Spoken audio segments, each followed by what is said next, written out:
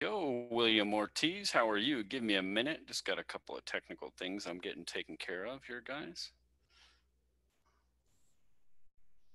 Hmm.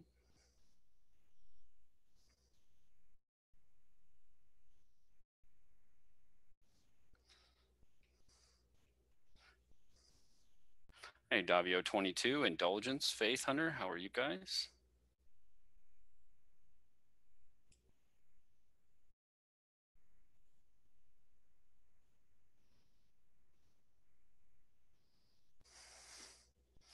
Getting up the other chat screen up here so I can see it. So, good evening, everyone. I just want to welcome you all to the second edition of Fennsomnia. It's the show that if you can't sleep, if you're up late at night and you've got Fin on the brain, this is where you go to get your Fin fix, so to speak. So we kind of started this last week, or I say I started this last week as just kind of an impromptu thing, but was kind of a little bit of hit, and I think people enjoyed it. So it's something that I'm looking forward to doing. And something I've thought a lot about is that we're going into kind of the quote unquote off search season. So, the weekend update, there may not be a whole lot going on as far as the Fentube community and the search community during the off season. So I kind of want to see about trying to incorporate, kind of the weekend update and the roundtable all into Fennsomnia into kind of one, late Friday night show that everybody can kind of get their fix and get their update on what's been going on during the week. So I might be changing the name to kind of like a Fennsomnia / weekend update or something. So it could be one good show that everybody can kind of come and watch to kind of get their whole update and get their Fen fix for the week, so to speak. So I'm hoping that that'll be something you guys will enjoy. So when the spring, shortly after, you know, Jenny Kyle does her, 6 questions with Forrest in February, maybe that's when we'll start doing again a separation of the two shows as the kind of the search season starts to spin up as we move into spring. So I'm looking to kind of, incorporate, those 3 shows into one. So it probably won't be this week that I'll do that kind of that weekend update and roundtable thing. So next week I'll be prepared to do the whole complete weekend update, the roundtable update, and everything next week. So look forward to that. Now tonight, you know, there's been a lot of discussion about this whole 200-foot comment that Sasha Johnston had mentioned on Wednesday's after party show. So the forums are just kind of, going off about the whole 200-foot again. So tonight, I kind of want to, go over all those 200-foot comments again, kind of discuss with the chat room a little bit about that and get some feedback from you guys on that and discuss it. But I think it's a good topic to talk about, and we'll move on to that tonight. But first of all, I kind of want to just recognize those in the room. So I'm just going to kind of go over here. And so it looks like William Ortiz was our front running bastard today. He was the first one in today. And Davio22, my brother from another mother out there in California. And I just want to let everybody know tonight I'm drinking Samuel Adams Oktoberfest. So I want to say cheers to all of you. Hope that you guys have a beverage of your choice and are enjoying it this evening. So cheers to all of you out there.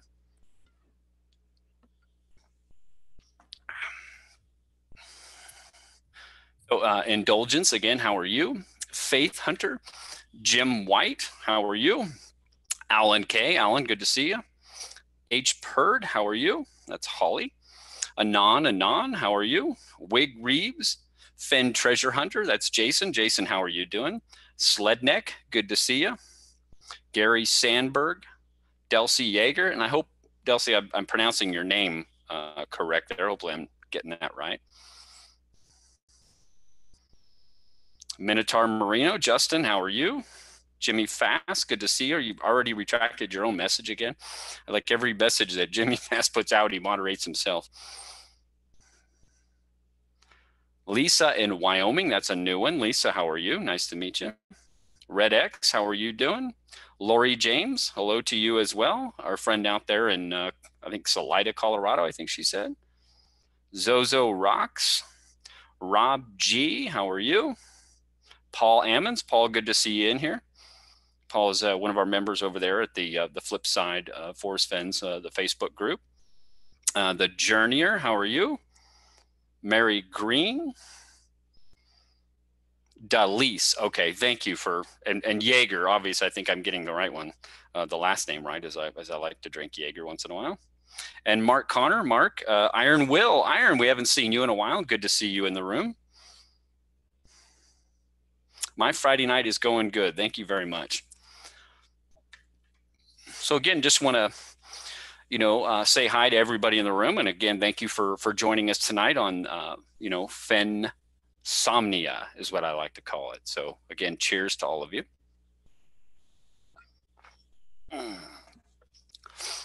So again, I've got all my books here. If there's anything we want to talk about out of the books, Once Upon a While. And also, obviously, Too Far to Walk, which, a big part of what I wanted to talk about, in the weekend updates was that, I mentioned it a couple of weeks ago, but, RF Hecky has been going through all of the chapters in the Thrill or Too Far to Walk. So she's done a really good job of going through each individual chapter and kind of giving her interpretations of it. So if you guys haven't watched that yet, definitely go over and check out RF Hecky's videos. Give me one sec, guys.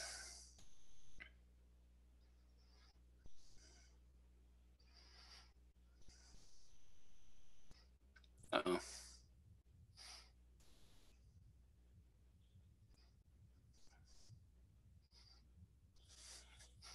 There she is. There you are. Can you hear me? Yeah, can you hear me? There you go. Yes. So, guys, I invited Sasha on tonight because this whole 200-foot comment that she made on Wednesday's night show, and it was kind of some new information that nobody had heard, and it's really caused quite the buzz in the community. So I kind of really asked her to come on and kind of give some clarification of that, and also just that we can kind of talk about this 200-foot comment with everybody. So, and one thing I just want to get out real admin before we jump into this, guys. If you do have a question of either Sasha or myself, please put that little ampersand, the flip side, and it should auto-populate everything. And the same thing with Sasha. Most of you are, pretty familiar with that, but that's really, it's kind of hard to watch the chat and then try and catch, if you have a question or a comment or something, and for us to highlight those things. So just keep in mind, if you do have something like that, to do that. So anyway, Sasha, how are you? Oh, I'm good. I went and saw Wicked this evening, and so I just got back from that. So can you tell us what that is? I mean, you told me that you were going to a play, or you were at a play or something. So what is that all about? Wicked is like a prequel to Wizard of Oz. Actually, it's not a prequel. It's a sequel to Wizard of Oz. It starts at the end where the Wicked Witch is dead, but it tells you the story of how she became the Wicked Witch. Ah, interesting. So that's what it's about. Yeah. It's great for the kids. I'll tell you that. I'll tell you. So it is kid friendly. The kids will like it. Okay. Very kid friendly. I know people who've taken, their little girls and they loved it to death. But if you're looking for something with a little more teeth or grit to it, that's not what you're looking for. Right. I get it. So I'm just looking here. It says Mark Connor says it sounds like you're in a tunnel. Are you in a tunnel, Sasha? Are you in in the middle of the hallway, or what are you doing? And we tried to use my headset yesterday, but it didn't work. My computer's kind of old, guys. I'm sorry. It's like 6 years old now. Well, at least you're not doing it off of a phone. I have. I know you have. That's why I'm saying that. Are you cracking on me for being ghetto, Sean? Nope. My technology is pretty ghetto as well, guys. I don't have this big elaborate thing going on. I'm trying something a little different here. I've mentioned before that I gave people my actual mailing address, that if they wanted to mail me a coaster or something from their favorite watering hole, and put their name on it or something, we could put it on the wall or something, and we created this cool little wall or something. I thought it would be kind of fun, and we'll see. That's nice. I keep seeing a bunch of red floating over here. Here goes Minotaur Marino. Justin is bombing me with questions here. But anyway, yeah, I want to I want to go over that whole 200-foot comment, and I wanted to give you an opportunity to clarify because I think there was some clarifications that we were putting out both on Harry's Yeah. site and on Chase Chat. So really, Yes. just kind of give you an opportunity now to reiterate kind of what you said on Wednesday if people missed it, and then kind of clarify if you want. So you got the floor. What? Well, oh God, I can't believe I have to retell the story. All right. Well, um, And I Forrest, won't interrupt her, guys. I'm not going to interrupt her, even though I just did right now. So go. again, I'm going to start off with I was not present for this story. So anything I say can and probably will be wrong. But since it's already out there, Christy had relayed a story that Forrest had told to her and Jason when they were visiting at his house. And the story involved the searcher who was closest. Um, and the story supposedly goes that it was a man who went searching once in the early days of the chase. And he figured out most of the poem in that one trip. And he didn't find it. He went away, but he was the one. I guess Forrest had made a comment that he didn't know he knew him so well. And I took that to mean that um, Forrest was impressed with how this person saw what he was trying to do and figured out as much of the poem as he did. But again, I wasn't there for that. That's just what I assumed from that statement. So then he supposedly says after that, if you find that person, you will find the treasure. So I from the story I had mentioned on your show that it was back in 2012, and Forrest never mentioned a year when he told the story, according to my knowledge. Um, I just inferred that because after I went back and read Jenny Kyle's 6 questions in her book, I realized that some of those statements had been made very early on in the chase about searchers being close. So I inferred when that happened, but that shouldn't have translated with the story. And by the time I told the story, I was a full bottle of wine in. So, I mean, it didn't come out as good as I could have hoped. Right? They don't Yeah. call her saucy for a reason, right? They don't call her saucy for a reason. That's why somebody was saying that in the comments. You know, she was a little heavy on the sauce. I said, well, don't call her saucy for no reason. Well, yeah, I mean, I own who I am. I'm a hot mess, and I'm okay with that. I try to be a good person. I try to always do the right thing, and I love fiercely and passionately. So, I mean, I know I'm a hot mess. Nobody's perfect. We all got our own stuff to deal with, and mine is a whole lot of muchness. Okay, but I am just utterly shocked at how everyone is so focused on this comment because, again, I don't see how focusing on this or even investigating is going to help you get to the treasure. This is Right. going backwards. You're literally trying to go back in time and find someone. And I also want to point this out. 90% of the people who have looked for the treasure chest have never posted in any of the blogs. 90%. Yep. Okay. So whoever this person is has most likely never interacted with the search community as a whole. Jimmy Fast, reel it in. First of all, nobody was mailing sex tapes. I'm the only one with a sex tape, and nobody's stealing boyfriends, according to my knowledge. All right. So reel it in, guys. You knew saying that was going to get you in trouble with this crowd. I mean, again, this is the non-PC beer drink and throw the chase Well, talking no, and channel, look, and Sean, I'm going to be honest. I expect some blowback for some of the things that I've said. I oh absolutely do. sure, So I'm going to go ahead and put my dirty laundry out there so nobody else has the power to do it for me. Because I know that I have some personal attacks coming because I haven't done anything to anyone malicious, especially in the chase. So you can't get me on that. So somebody's going to come after me and they're going to try to do it personally. So I'm going to own my stuff, okay? I'm going to own my stuff. So if you want to throw my dirty laundry out there, you go ahead and I'll admit to it because I don't have anything that I feel I need to hide. you completely be-rabbited everybody. Some What people will get that. be rabbited? I don't What, understand. you can't remember from 8 Mile Yeah, when but Eminem totally took away in the final rap battle. He took away all the ammo that the guy could use against him. And then Yes. the guy couldn't say anything. I'm sorry, it was a total mic drop, and I love that movie. Anyway, some of you probably got it, but anyway, you took all their thunder away. They can't throw any shade on you because you just basically told them everything, exactly what you just said. So good job. I like it. Well, I know that I'm not perfect and I don't pretend to be, but I know that I try to do the right thing and I try to be a good person. So, um, as long as I can do that, I like me. And I know I'm going to mess up. I know I'm going to make mistakes. And I'm going to say things I'm not supposed to.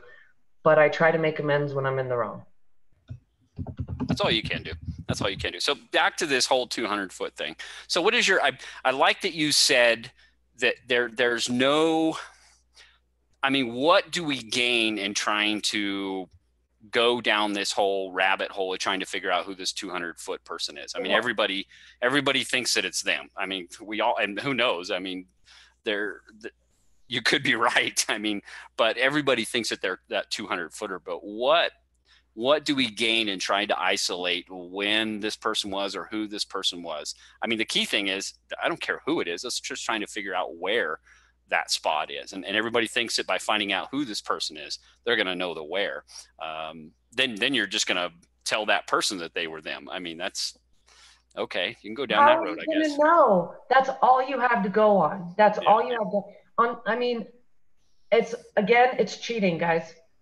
In my book, it's cheating. You're trying to go around the poem and figure out how to get to the end without having to do the work. Any way you cut that, it's a shortcut, it's cheating. Right. And Forrest has been very clear that you're not going to be able to do that. And I can guarantee you, Forrest would have never told the story if it was any chance that anybody was in a blog or we could connect those two dots. It wouldn't happen. But didn't he recently, you said the blog, but didn't he recently say on Christie's site, The Hint of Riches, it was one of those clarifications, and it was, or maybe it wasn't one of the clarifications, but he said it was somebody that wasn't on the forums and somebody that was, or something along that lines. I don't have the exact quote up here, and I somebody don't in the chat remember room that can one. probably Google it and find it out real quick and highlight it. And I'm seeing there's a lot of highlighted questions in here, but I think there was a point in time where he had said something, and I was talking to DeCall earlier about it, but that he had said something about, one person was actually on the forums and another person is not. So what that tells us is really nothing. Well, To know that. again, I mean, he replayed a story from years and years ago. That doesn't mean that anyone hasn't gotten close since. He's almost admitted as much, even this year. And Rodney Greenway says, I use cheat codes in video games and still enjoyed the games. Rodney Greenway, at the end of the video game, wasn't a box filled with gold for the winner. Touche. Yeah, exactly. I mean, you turn the video game off and turn it back on, no big deal. So I got to go back up here because Justin Minotaur Marino said something. He said, "Flip side, are you kidding me?" I guess I missed what you were talking about. So maybe you could clarify, Justin. What am I kidding you about? And then Davio 22, the treasure is about the size of my boots. Cover that with rocks, easily to walk past. Reading the book will get you 200 feet away. I agree, Davio, that the poem should get you within that 200 foot in that area.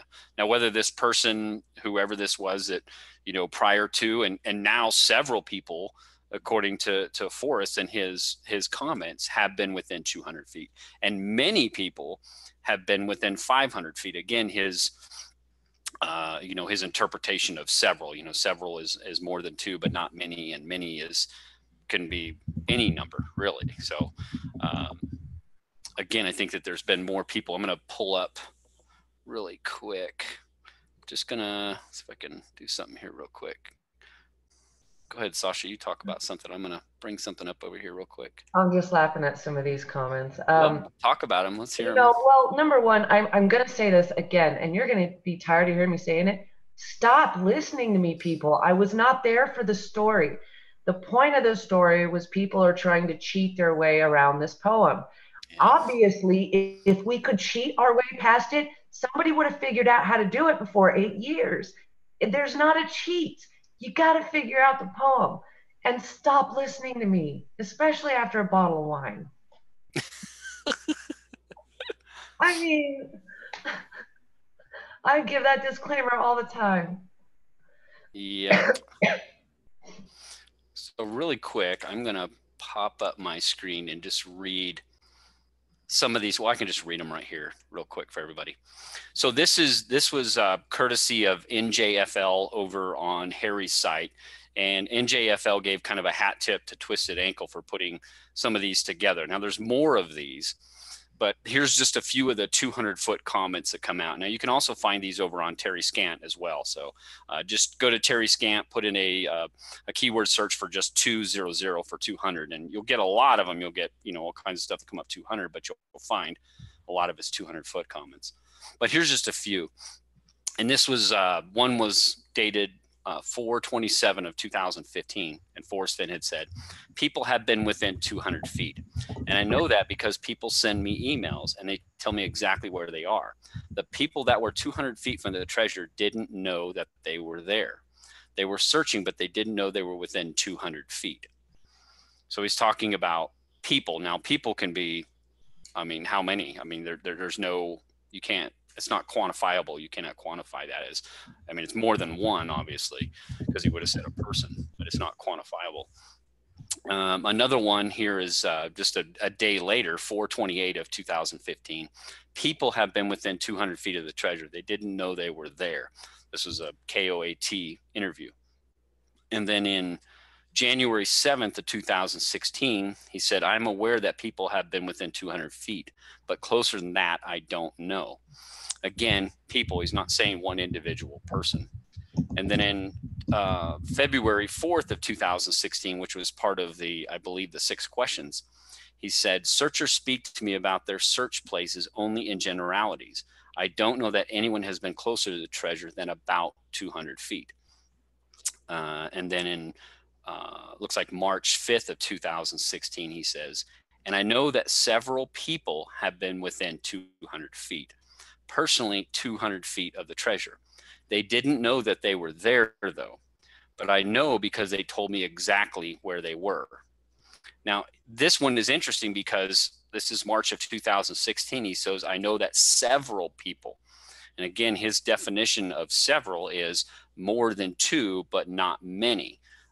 So it's 2 to 2 4 or or 5, yeah. 5 or 6. I mean, but not many. And many, you could look up the definition. It could be a host of numbers, large numbers in reality. So he kind of, in March, he starts saying several. Now you guys can go over to Harry's site and you can find all these quotes, and it's not under a thread titled 200 feet or anything. It's actually titled Sean, New Mexico's Flip Side or something. You can go find it in there because we got talking about Wednesday's show, and then the talk in that whole chat room or thread was really about the whole 200-foot comment from Sauce. So you guys can kind of go find those yourself. But one other one that came up from Mysterious Writings 6 questions, which was this year, which was February 4th of 2018. This was the second question that Jenny put out.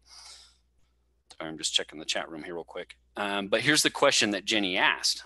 And this is the second one. She said, for most, the physical search season is at a halt until the warm waters of spring begin to flow once again.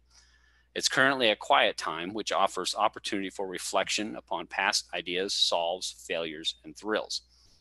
Previously, you had mentioned a few searchers solved the first 2 clues, but weren't necessarily knowledgeable of the fact. Are you aware of any more progress made past the first 2 clues? Have searchers homed in on other clues or words in the poem? Have searchers been closer than 200 feet to the treasure? And here is Forrest Fenn's response. He said, I am rarely told exactly where people are searching, so I don't know if they are getting closer or not. My gut feeling is that someone will find it this summer. And again, that whole gut feeling thing is what, caused this flurry of activity and predictions and everybody thinking that, they're going to find it this year. But again, my whole point was the gut feeling was based on instinct and intuition, not on actual fact or knowledge of anything.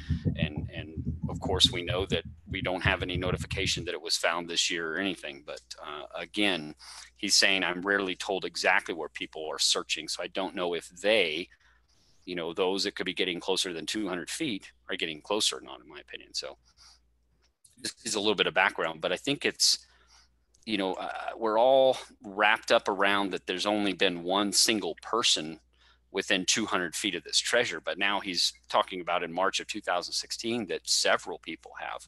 So I don't think it's just one person. And I think that that gut feeling was really tied into the fact that it's possible that many people, not several, but many people were homing in on the correct general area. And that may have what had, preempted his whole gut feeling. Of course they didn't find it because maybe we haven't interpreted the remaining clues. Again, why my question and response from him about the 12 foot seems so telling to me. He didn't want to answer that. Right. When he answered the question earlier, when Christy asked it, he answered it. Then you ask it, and he's not willing to answer it. That is a very telling thing. He could have said, no, I don't want to beat a dead horse. He's happy to tell you off, but he won't answer your question. Then I'm starting to be curious. What was the one that Christy asked that he did answer? I'm sorry, maybe I forgot. So Forrest gave an interview in April of this year, and the reporter said something about a 12-foot searcher.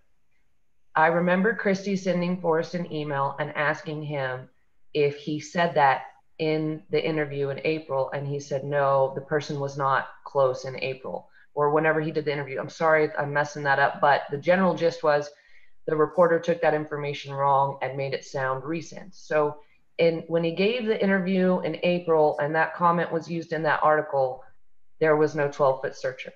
Now you ask him that a few months later and he refuses to answer the question.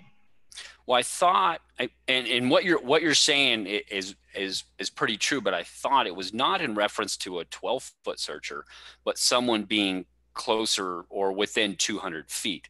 Again, 12 feet could be within 200 feet because within means not farther off than 200 if you think about the word within. But I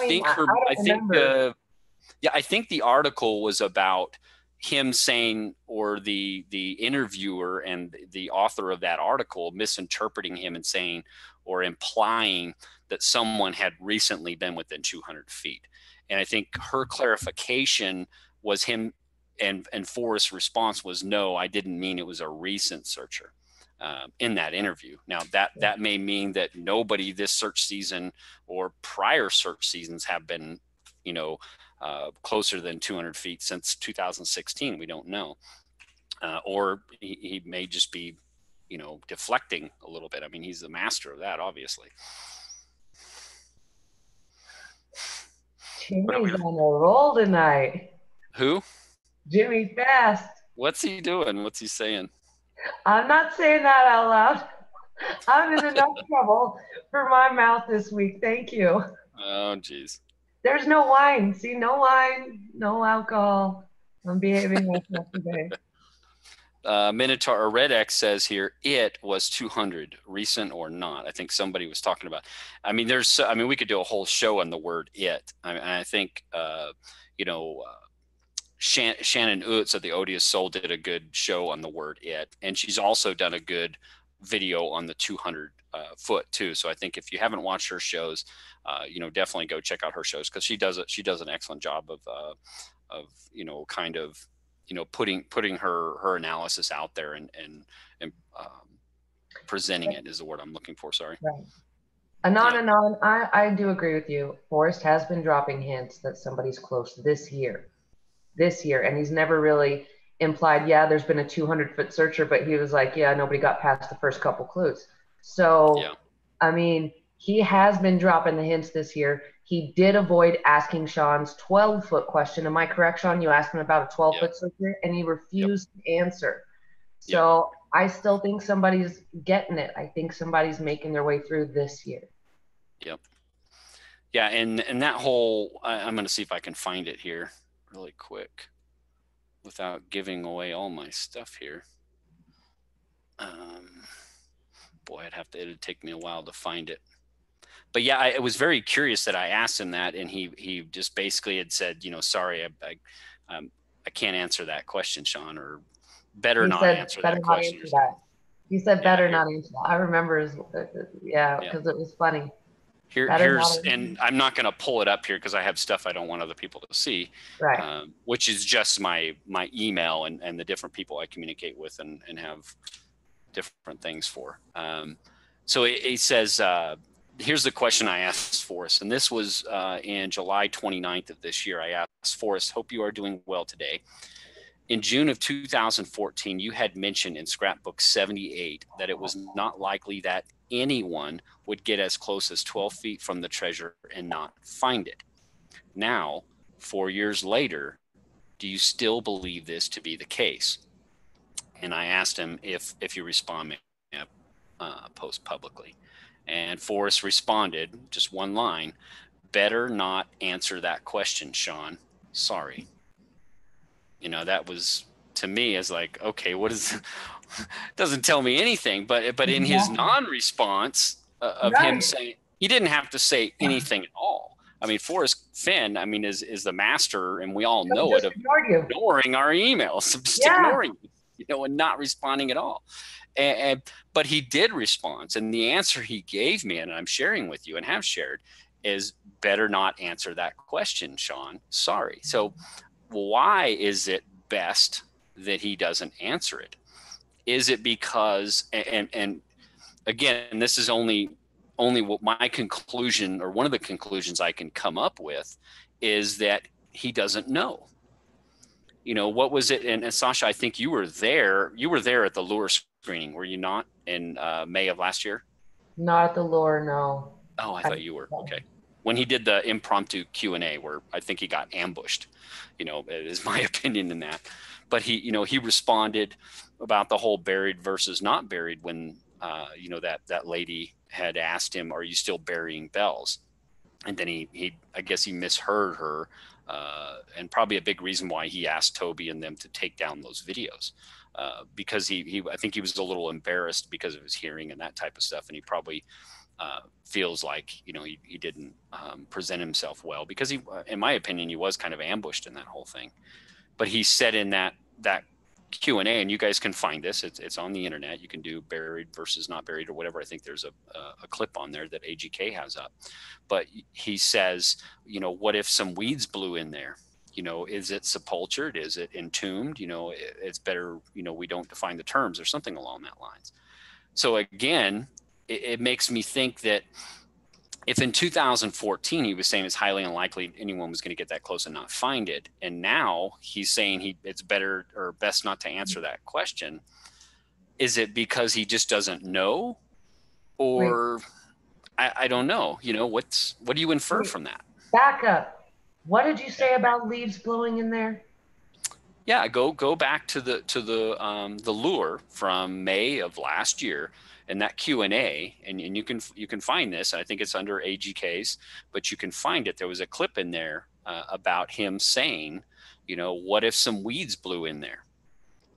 Is it entombed? Is it, and you can infer a lot out of there. Him saying in there, again, you could take something out of the first stanza and him saying, as I have gone alone in there, you can infer a little bit from that, maybe not.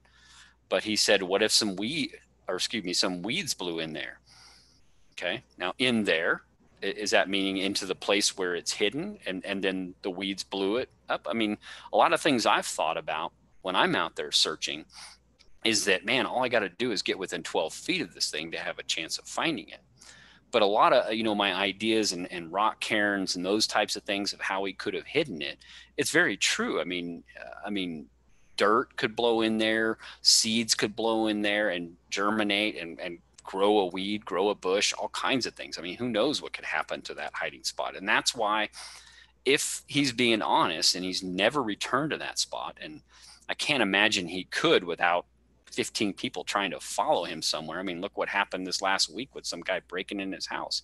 We got all kinds of kooks out there.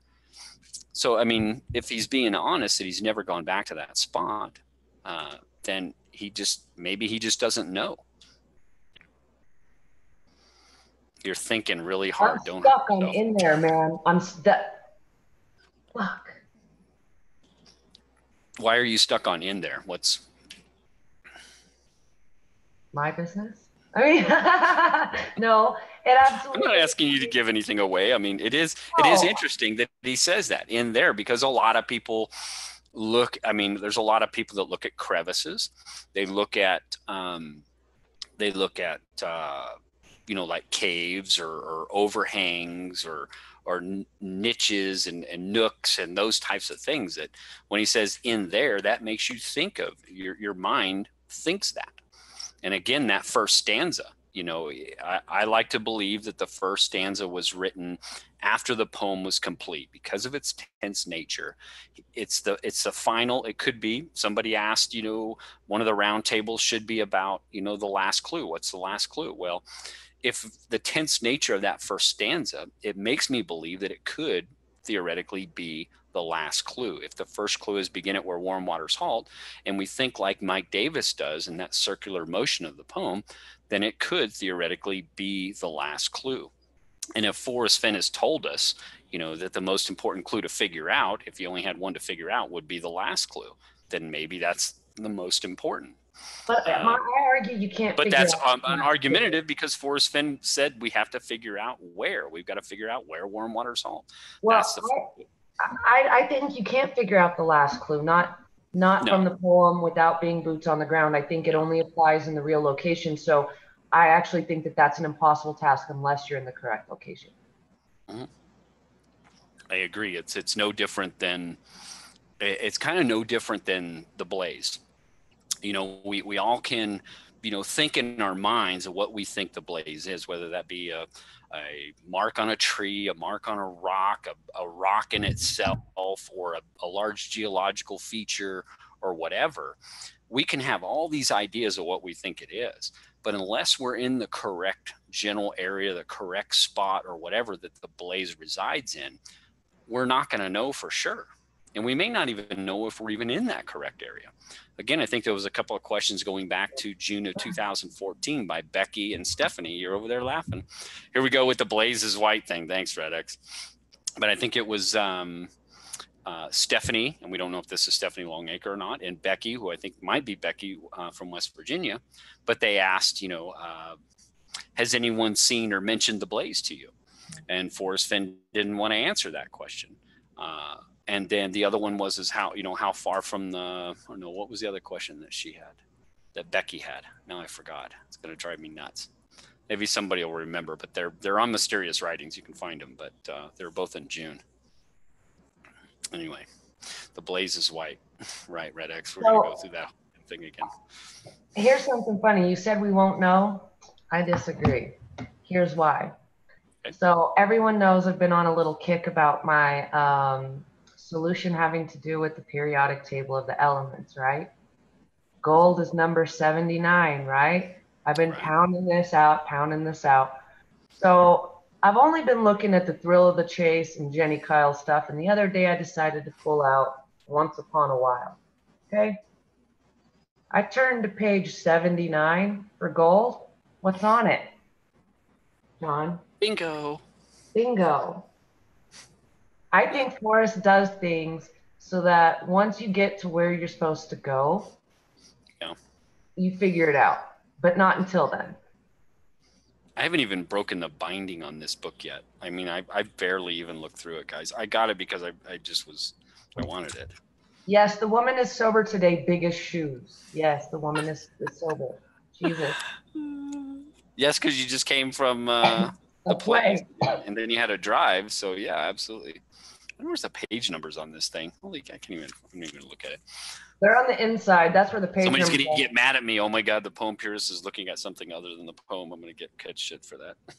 So my question is that a coincidence that on page 79 is a bingo card and I'm all stuck on gold, which is 79 on the periodic table? What scrapbook was it that came out of? What number was that? The whole bingo, what was I the don't name? know the scrapbook The numbers. I town and just all know, that stuff. yeah. There was the whole story about him visiting with Peggy, and I think it was in Louisiana somewhere. Eunice. It was Eunice, Louisiana, and then him, trying to gamble to make it to get the bus money or whatever to make it on there. I think And it was. yeah, I mean, it doesn't even get you, it just gets you to the bingo card that says bingo. Does Okay. I don't have a treasure chest. Coincidence. I'm thinking it's coincidence. Okay. That's my Uh, point. So where I were we mean, at? How do we get talking about the blaze? Where do we go? somebody said Blaze being white. I don't know. No, I know we were talking about you. You will or you will not know if you're in the Oh right yeah, yeah, general yeah. area. It's kind of like that. Okay, I think we were talking about the first stanza and how if we're not in the right place, we're not really going to understand that first stanza, because if it is that last thing that he wrote, if it's him talking about as I as I as I went alone in there, meaning the place where he hid the treasure. Whether you're thinking that's, I mean, a lot of people will think that the treasure is hidden in Yellowstone. Who's to say that is wrong until we find this thing? But in there, when you talk about in, the word in implies or is defined as going into an area that has some kind of boundary, like theoretically all of the Rocky Mountains, or like theoretically into Yellowstone National Park, or into a national forest, or into an area with a specific name that has a geographical boundary on it. I mean, it could be anything, but it could be that small general area as I have gone alone in there. It's just kind of interesting when you think about it that way. That it's, if it is that past tense, if it is that last clue in describing what he has done, again, as I have gone alone in there and with my treasures bold, a lot of people think that that is the physical treasure chest itself. Then he's talking about the act of potentially hiding the treasure. And a lot of people think that way. A lot of people look at it different ways. But if it is the final clue, if it is in the past tense nature of part of that poem that he wrote after he hid the treasure, again, he, like he said, to answer some questions and save others from being asked, I did follow the clues in the poem when I hid the treasure, but I hid the treasure before the poem was complete. So it implies that parts of the poem were written after the physical act of hiding the treasure. So you have to ask yourself, okay, what was written afterwards? um, I don't know. I think that first stanza, me personally.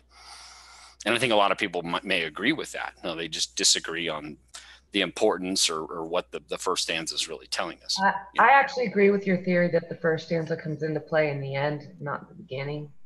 I Sure. believe that begin it where warm waters halt. And even he even alludes to this with some of his comments about when you reach, I forget the quote, but when you reach the end is to come back to the beginning and know it for the first time. Yeah, the T.S. Eliot Yes. quote. Yeah, yeah. Something about somebody'll get it in here. Great. I mean, I can think of most of Forrest Fenn quotes, but not T.S. Eliot quotes. Don't be yawning on me. Yes, this is Fennsomnia, folks. We're up late and we're wearing Sasha out. She's tired. I'm So getting have we? old. I know we're not getting any younger, right? What do they say? Getting older is mandatory, but growing up is optional. So we're all still That's 14. good. That's good because I'm not growing up. Uh, Justin Minotaur Marino says, Sasha Johnson, I think Forrest likes to troll on more than one occasions. His scrapbooks have made fun of my email to him that I sent him the night before. Yeah, I think Forrest Fenn in a lot of his scrapbooks and things that he says, he can reword things and say things that are key off of stuff that people email him. I think that he's changed even his weekly words that we had in 2017 or 16 that we were getting all the way up to the end of 2000. We know he's changed some of those. I mean, the very last one, even Jenny Kyle admits to having to change it based on her going back and talking to Fenn afterwards. So I mean, I think he does change things and tailor things that are actually physically going on in the community. I mean, here's a guy that is probably one of the most active lurkers on the forums. I think that he enjoys watching this stuff. This is his thrill of the chase too. He's out there lurking and watching all of us and picking up little pieces and throwing stuff out there to throw us off. What are you doing? My daughter is up. So do you want to say hi? Come here. No, what are you doing?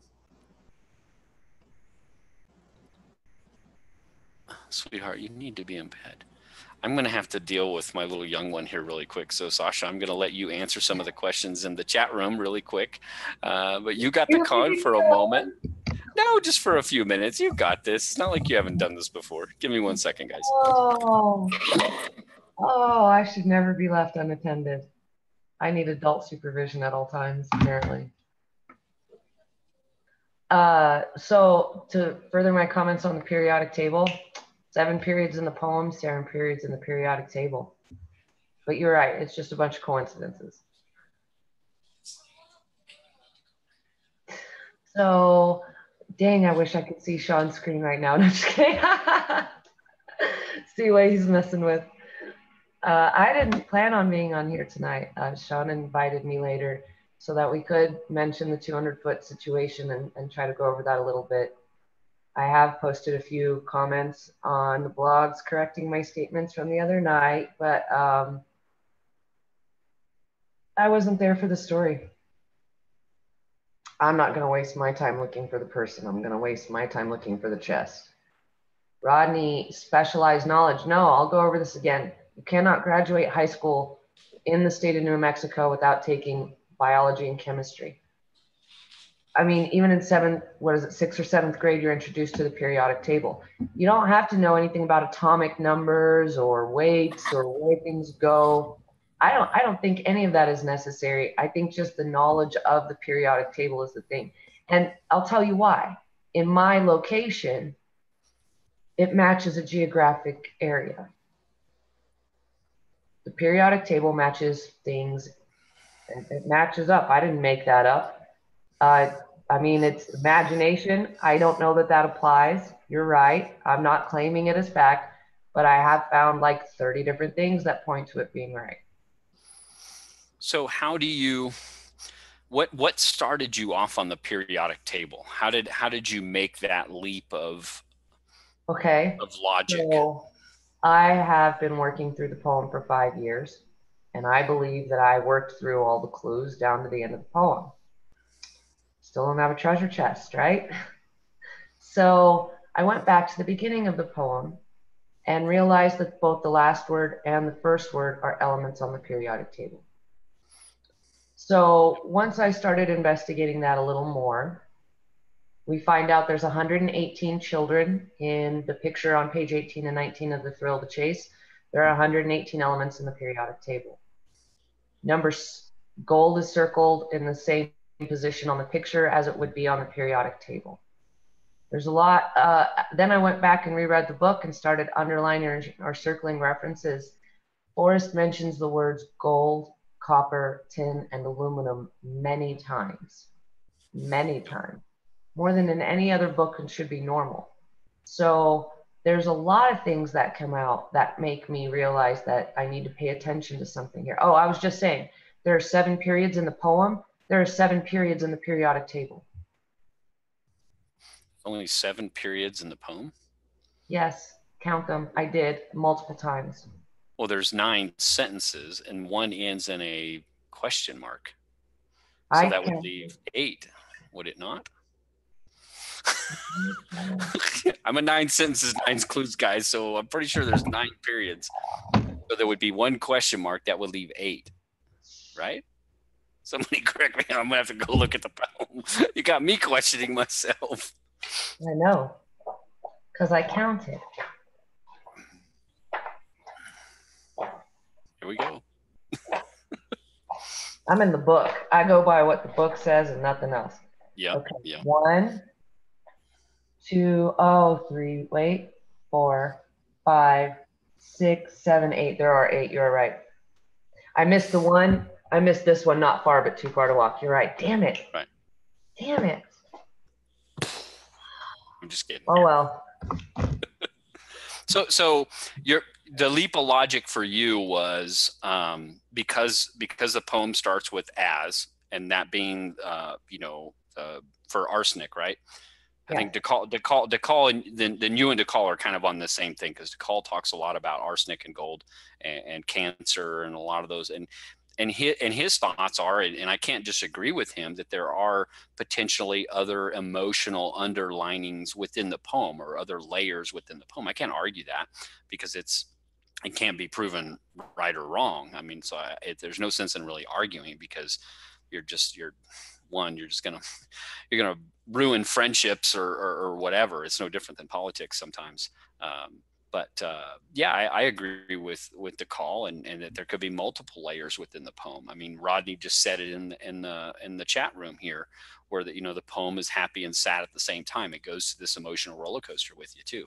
So yeah, I think there could be multiple layers within the poem, but one So layer. I agree with the multiple layers. I think Forrest actually gives us very obvious clues and we don't know it. Um, Here's an example. When Forrest says to look at the big picture, I think he's actually talking about the large picture in his book. Sure, the one of I the don't school think he's kids. meaning Yep. some like look at the overall. No, I think he's actually saying the big picture in the book. And so another reason I think that is because Forrest made a post. And let's see if I can find it in Jenny's book because y'all will love this. Okay. Um, Somebody emailed him about a blaze. Give me 1 second while I pull it up. Sure. Here we go. Is the blaze one single object? This was on May 28th, 2014. So this is earlier on. Is the blaze one single object? Forrest's reply, in a word, yes. I have received a few hundred emails from searchers who are sure that they know what the blaze is. Ideas range from a mark on a tree, a rock, a sign, a fire, the side of a bluff, a waterfall, a spot on the head of a horse, a rainbow, and even a live owl that flew away when it was approached. This messed me up because two of those items on that list are my blazes, and I'd never read this list before.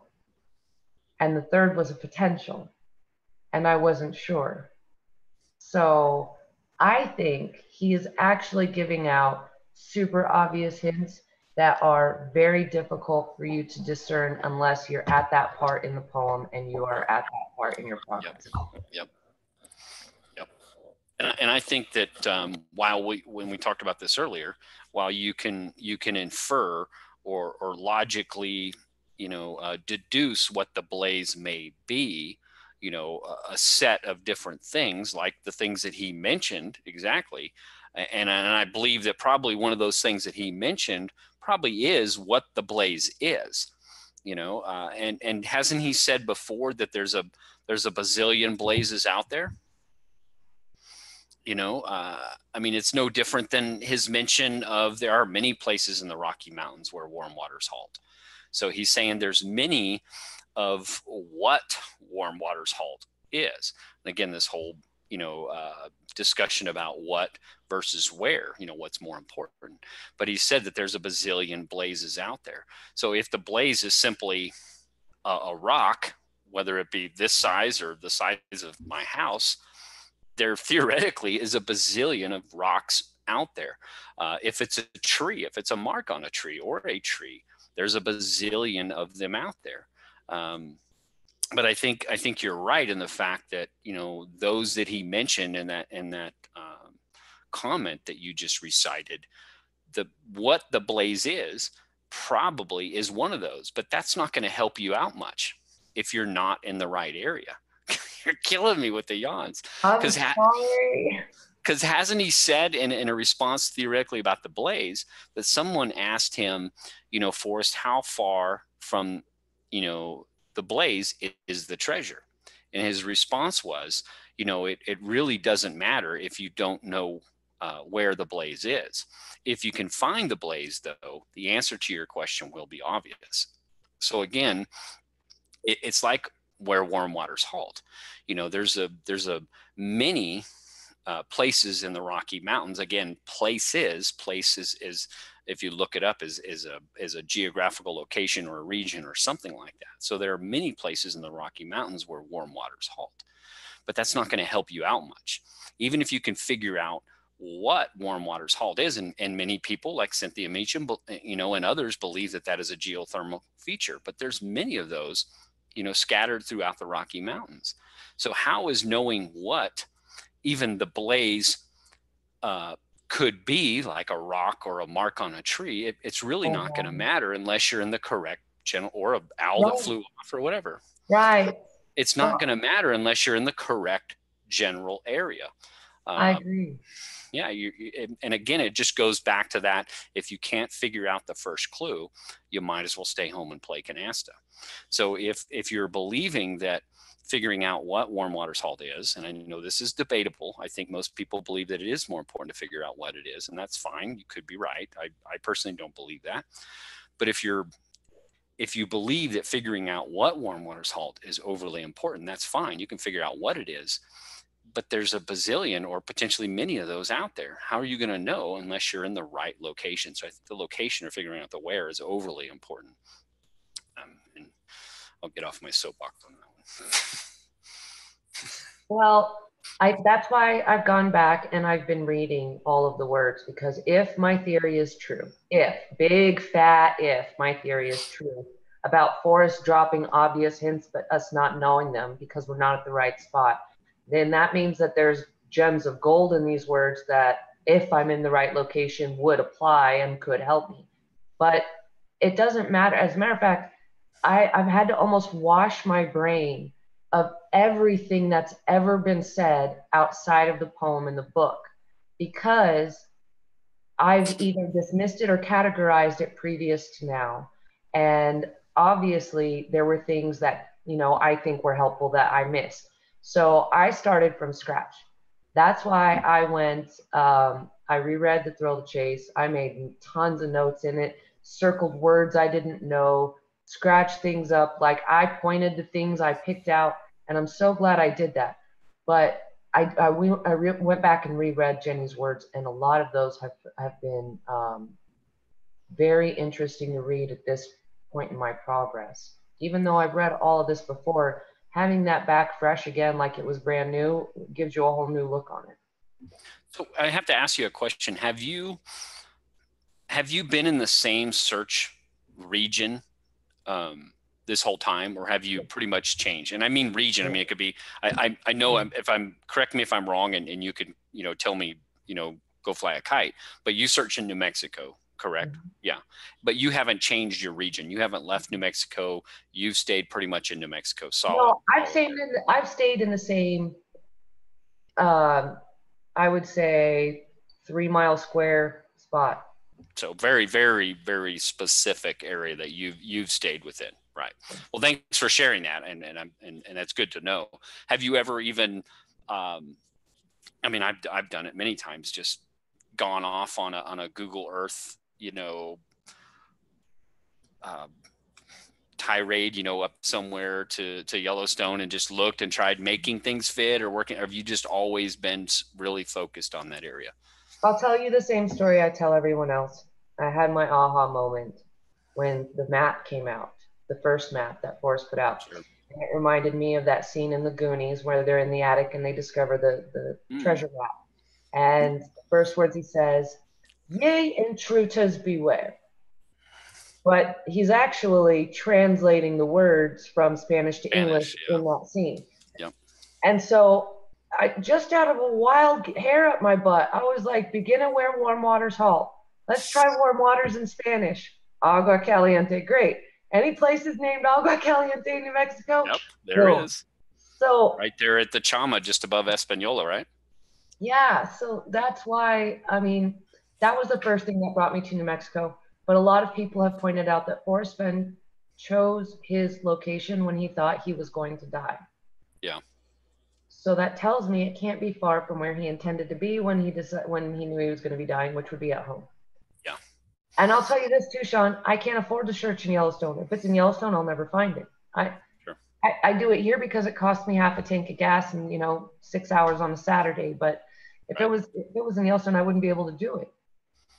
Yeah, and there's a lot of people that I know Mike Davis, and I've talked a lot about this, but excuse me, that look at Yellowstone. They're like, okay, he talks so much about it in The Thrill of the Chase, or he talks so fondly about it in The Thrill of the Chase. I mean, if these are supposed to be subtle clues that are sprinkled in the stories, I mean, that's like in his own words, that's like a meteor hit. How is that subtle? to say it's there. And then there's others like James Golden, who believe the subtle clue is about the mention of Robert Redford, and if he had ever written a book. And we all pretty much should know by now that Robert Redford did write a book, which is The Outlaw Trail, and The Outlaw Trail focuses in Browns Park, Browns Hole area, up in the up in northern Colorado, kind of south western portions of Wyoming. And that could be a subtle clue. And who's to say that either that's right or wrong? But these are different interpretations of looking at things. Don, did you miss your wife coming in the chat room? You better say hello. Uh-oh. I I'm missed in her trouble. too. Where is she? Well, if she doesn't highlight my name, I don't see it. No, There she she is. just popped in a second ago, a couple minutes, and said hi, She's supposed to everybody. be Good evening, working. everyone. Oh, okay. Yeah, and apparently, I guess that Totally Not Mitzi was trying to talk to my wife over there on AGK's channel the other night, and Mitzi's apparently banned over there, and they couldn't chat or whatever. But Mitzi was messaging me or something on the show from Wednesday, and was saying, "I think your wife is mad at me or whatever." But then she realized that actually she I've can't been banned. comment over there. Yeah, I can't Yeah. comment over there, but just funny. And I basically told Mitzi, I think you should worry about my wife. I think she'd have a lot of fun. She'd give you a harder time than you could probably give any of us guys. So Well, she can hold her own. Mitzi should be used to being banned from channels by now. She's getting banned from a new one each week. So, No. If I think if I banned Mitzi, I would probably lose half of my subscribers. So I would never ban her. I mean, you'd have to be pretty rude to get banned on my channel. I mean, I know. there's only like 4 people that I currently have banned on my channel. And that's because they were pretty rude. So that's about it. So hi, Mrs. Dotson. Hi, Mrs. Dotson. Where were we before we got sidetracked by my wife showing up in the room? Talking about Forrest words and subtle hints and what he's doing with putting out information. And there's one thing I wanted to talk about is that James Golden, which is Fundamental Design, has a thread called the hints vital to the success over on Chase Chat, and his whole and I could be wrong, James, and you can email me and correct me if I'm wrong or whatever, but I think that his whole theory is that the hints are vital to figuring out the poem, or to unlocking the poem or something. So I'm just curious, and I've thought about doing and it's definitely an interesting conversation. I'm not trying to knock, James and I have gone back and forth on that, friendly and sometimes not friendly on that. But I think it's an interesting discussion, because I think there is a big part of the community that does feel that the hints are vital to unlocking the poem. And then there's another half of them who potentially believe, like I do, that really all you need is the poem. And Forrest has kind of been hemming and hawing back and forth between the two of them. So who's right or who's wrong? I mean, who knows? I think that the basic evidence is the poem, and anything outside of that could be very subjective. But that doesn't mean that somebody couldn't, potentially isolate what they believe is one of the subtle clues and unlock this thing. Who knows? I mean, I'm not saying you can't do it. I'm just saying it's very subjective to do that. But I think it could be a good discussion for the roundtable. Do people really think that the hints, that you can't solve this without the hints? Again, that whole question that was posed on Jenny Kyle's, if in 500 years, if all somebody had was the poem and no backstory or no thrill of the chase and all this stuff, could they find the treasure? Or could they reasonably, just using the words in the poem, find the treasure? And Forrest Fenn said no, or something along that lines. But definitely could be an interesting discussion, for a future roundtable or something. So what are your thoughts on that, Sasha? And chat room, hit us up. So I'm fading. You're fading? Yeah, I hate to cut out on you, but I think I have to. If you need to get some rest, girl, I gotta work tomorrow too. So. Oh, I haven't been sleeping well lately, so it's been really, really weird. I thank you so much for letting me come on here, Sean. I I'm so sorry that I was not more entertaining this evening, but I hope we did get to address some of the 200-foot stuff. And I hope I get to see everyone on Wednesday's show. Yep, absolutely. I think Wednesday will be a fun night too. So get some sleep, and we will talk to you later. Bye, guys. Bye, Sean. Yeah, we'll see you. Good night. Guys, stick around. I'm not going anywhere. I'm going to be here for a little bit longer. But yeah, I'm just going to kind of go through here and check some of the, there's been I've seen a lot of orange highlighting here, but I see Mark Connor. Has anyone ever asked Forrest Fenn what he tripped over when he found the French grave marker? Maybe someone should. I think he said he tripped over a crude aluminum grave marker is kind of what he said, Mark. But then he was face to face with something else, or maybe I could be getting that wrong. Minotaur Marino. So can we all agree that Forrest admitted to knowing one of the 200-foot searchers? When you say knowing Minotaur, are you meaning like personally knows him, or are you saying knowing who that person is? Because obviously he must have known who that person is, because I think he says in that cutting room floor video that Lucky Love so generously provided us with, that they had emailed him and sent him pictures, so that's how he knew. So he had to have known who that person was if they were emailing him, at least through the email address or whatever. Maybe these are just a random person, we don't know. Redneck Express, turtle dove on the moon pic, hints vital to success in my opinion. Redneck, I don't know if we know for sure that that's a turtle dove. There's been a lot of speculation that some people see a turtle and some people think it's a dove. We really don't know what that bird represents or anything like that. It's imagery, and I think we had talked about this in the one video that unfortunately got lost when I had Jeremy Parnell and a few others on there, when we went through all the different images out of the Thrill of the Chase. But that one photo in the epilogue just does not match the story whatsoever. I mean, every other picture within the Thrill of the Chase really matches the story.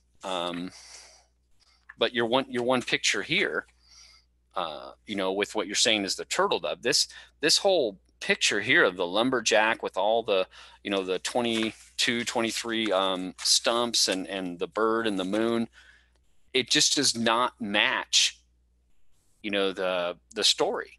I mean, because the story is all about him looking back after 79 years and asking what has he learned, and then paying homage to his father, who his father was, and everything else. And it's weird because that picture just does not match the story. And for me, I looked at that and I came across the story of researching Captain Kidd, because he does mention, shortly after the poem, I dreamt the other night I had been reincarnated as Captain Kidd. So I was researching Captain Kidd, and we all know he's a pirate and blah, blah, blah. But I learned a lot of stuff about Captain Kidd that I really didn't know. And one thing that came up was and I've mentioned this before, was the story about, what was it? The Devil and Tom Walker. Sorry, and I've got the book. I bought the book. It's a short story, but they did give a quick synopsis. It was about a guy who makes a deal with the devil, and the devil was what they called Old Scratch in the book, but the imagery of him was he was a wood chopper out in the middle of a forest that was chopping down trees, and there was in the story talks about there was all these stumps, and they had plaques attached to each of the stump, which was a prominent person that the devil, you can theorize, had made a deal with. These people had made a deal with, and he was chopping them down. But the one tree that he hadn't chopped down was, had a plaque on it with the name Deacon Peabody. And Deacon Peabody was a gentleman who had traded with the Indians and made all this money, trading with the Indians. So I looked at that and I thought, okay, this is going down a rabbit hole, of course, guys. This had no ability on me to be able to find the treasure, but it was just this rabbit hole that I was going down. And that to me, it just symbolized that whole, thing. Is that what he's kind of, symbolizing too? Because again, I think I go back to that email that I got from Forrest, where he had talked about, dealing with Alan Polt and making all these images that him and Alan, he basically had kind of, oh man, if I could find this email, I want to find it so you guys can know it. I know I've read it before for you guys in one of the after parties. Let's see if I can find it. Give me a minute. This will take a second, folks. Talk amongst yourself.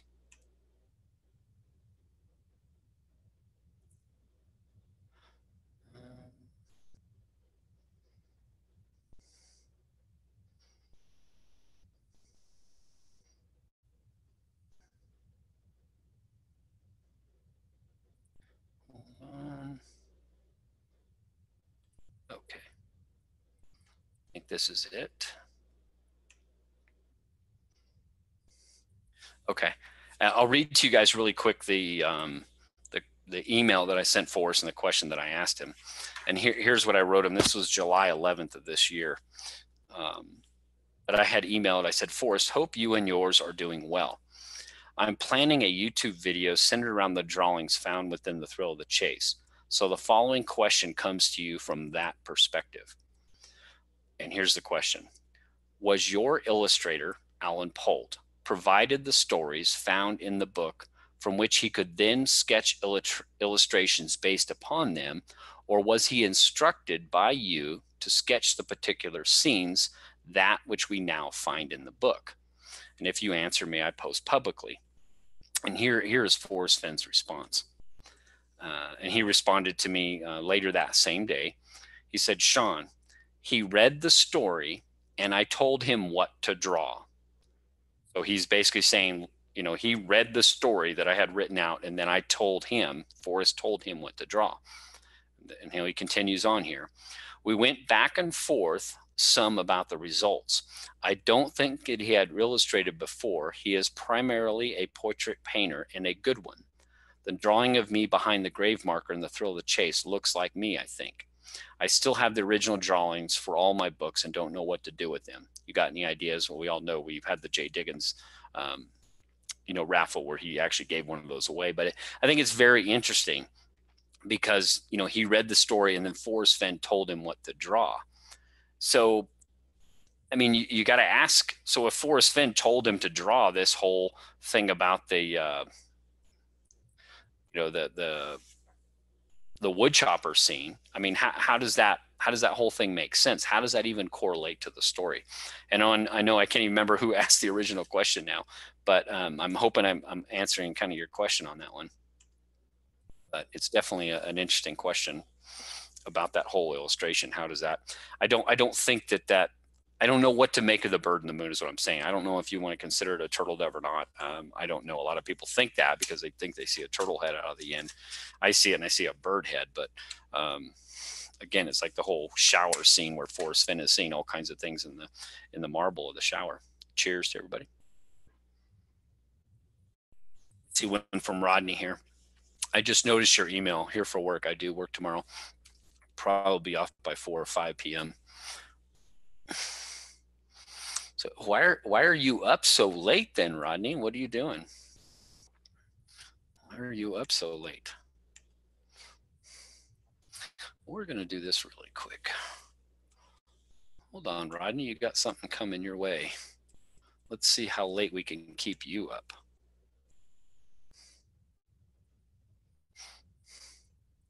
Oh, Rodney, check your email. We're going to try and pop you in here if you're so brave. So anyway, next question, Minotaur, congrats on the new gig. Oh, and the new job. Yeah, thank you. I'm back with a company actually, Justin, that I was with prior to going into the oil field. I was with this company for about 7, almost 8 years. And then, I for reasons, for personal reasons and stuff, I left the company and I went into the oil and gas industry for a while. And the timing was unfortunately pretty horrible. It was great money. It worked out good for our family because it allowed my wife to stay home and be a stay-at-home mom for some time. But it was just a bad timing with the oil and gas here in the northwestern part of New Mexico. If some of you, are in the oil and gas, understand that, but it was just kind of bad timing. But now I've found my way back to this company. It's a great company. It's a family-owned business, and I'm very happy to be back and been welcomed with open arms. Well, Rodney, you can either watch it or you can be part of it, brother. So I sent you an invite. Come join us if you want. Mark Connor, there are over 500 hints in the book. The drawings are very important. Yeah, a lot of people believe that the drawings are very important. And I think many people have gone down the routes of those. I mean, I don't mind talking about them, but I think that I consider myself a poem purist, and I've gotten a lot of flack for that. But, that is me having the belief and faith that really all the information I need to find the treasure is found within the poem. Forrest Fenn has said many times in many different ways that that's really all we need. He's also said that, you can, his best advice is to read the book and read the poem and go back through the book looking for things that stand out to you. So sure, I mean, it still can be helpful. Again, he's always said is the hints can help you with the clues. But if we can't, clearly identify what those subtle hints are within the 28,000 words within the book, how can we think that we're going to find those things? And I think Mr. Bryce did a video today where he said that exact same thing. And Mr. Bryce, I haven't seen you in here, but maybe when you could watch the replay and give you some props for that, because you're exactly right. Hold on, Rodney. You're exactly right. I mean, how can we've got 166 words. We know that within those 166 words that we have 9 clues. What's going on, Rodney? But, we've got this Thrill of the Chase book that has 28,000 plus or minus words in it. How can we, without allowing our own bias, identify what those subtle clues are within them and those hints are? It's just, I don't know. That's just how I look at it. How are you doing, brother? I'm good. How about you? Yeah. So you're down in El Paso, is that correct? Yeah, I'm at Fort Bliss right now on a tasking. I'll be down here for a month. Right on. What are you doing down there, if you don't mind me asking, or if you can talk about it?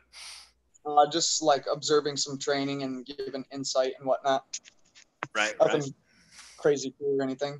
Right on. Yeah, I did a couple tours at JRTC and NTC as an observer and trainer and stuff when I was in the military for a little bit. I don't know if there's anything like that, but yeah, stuff like that. I think that's what it's going to be. I just got in like 2 days ago, so I don't know.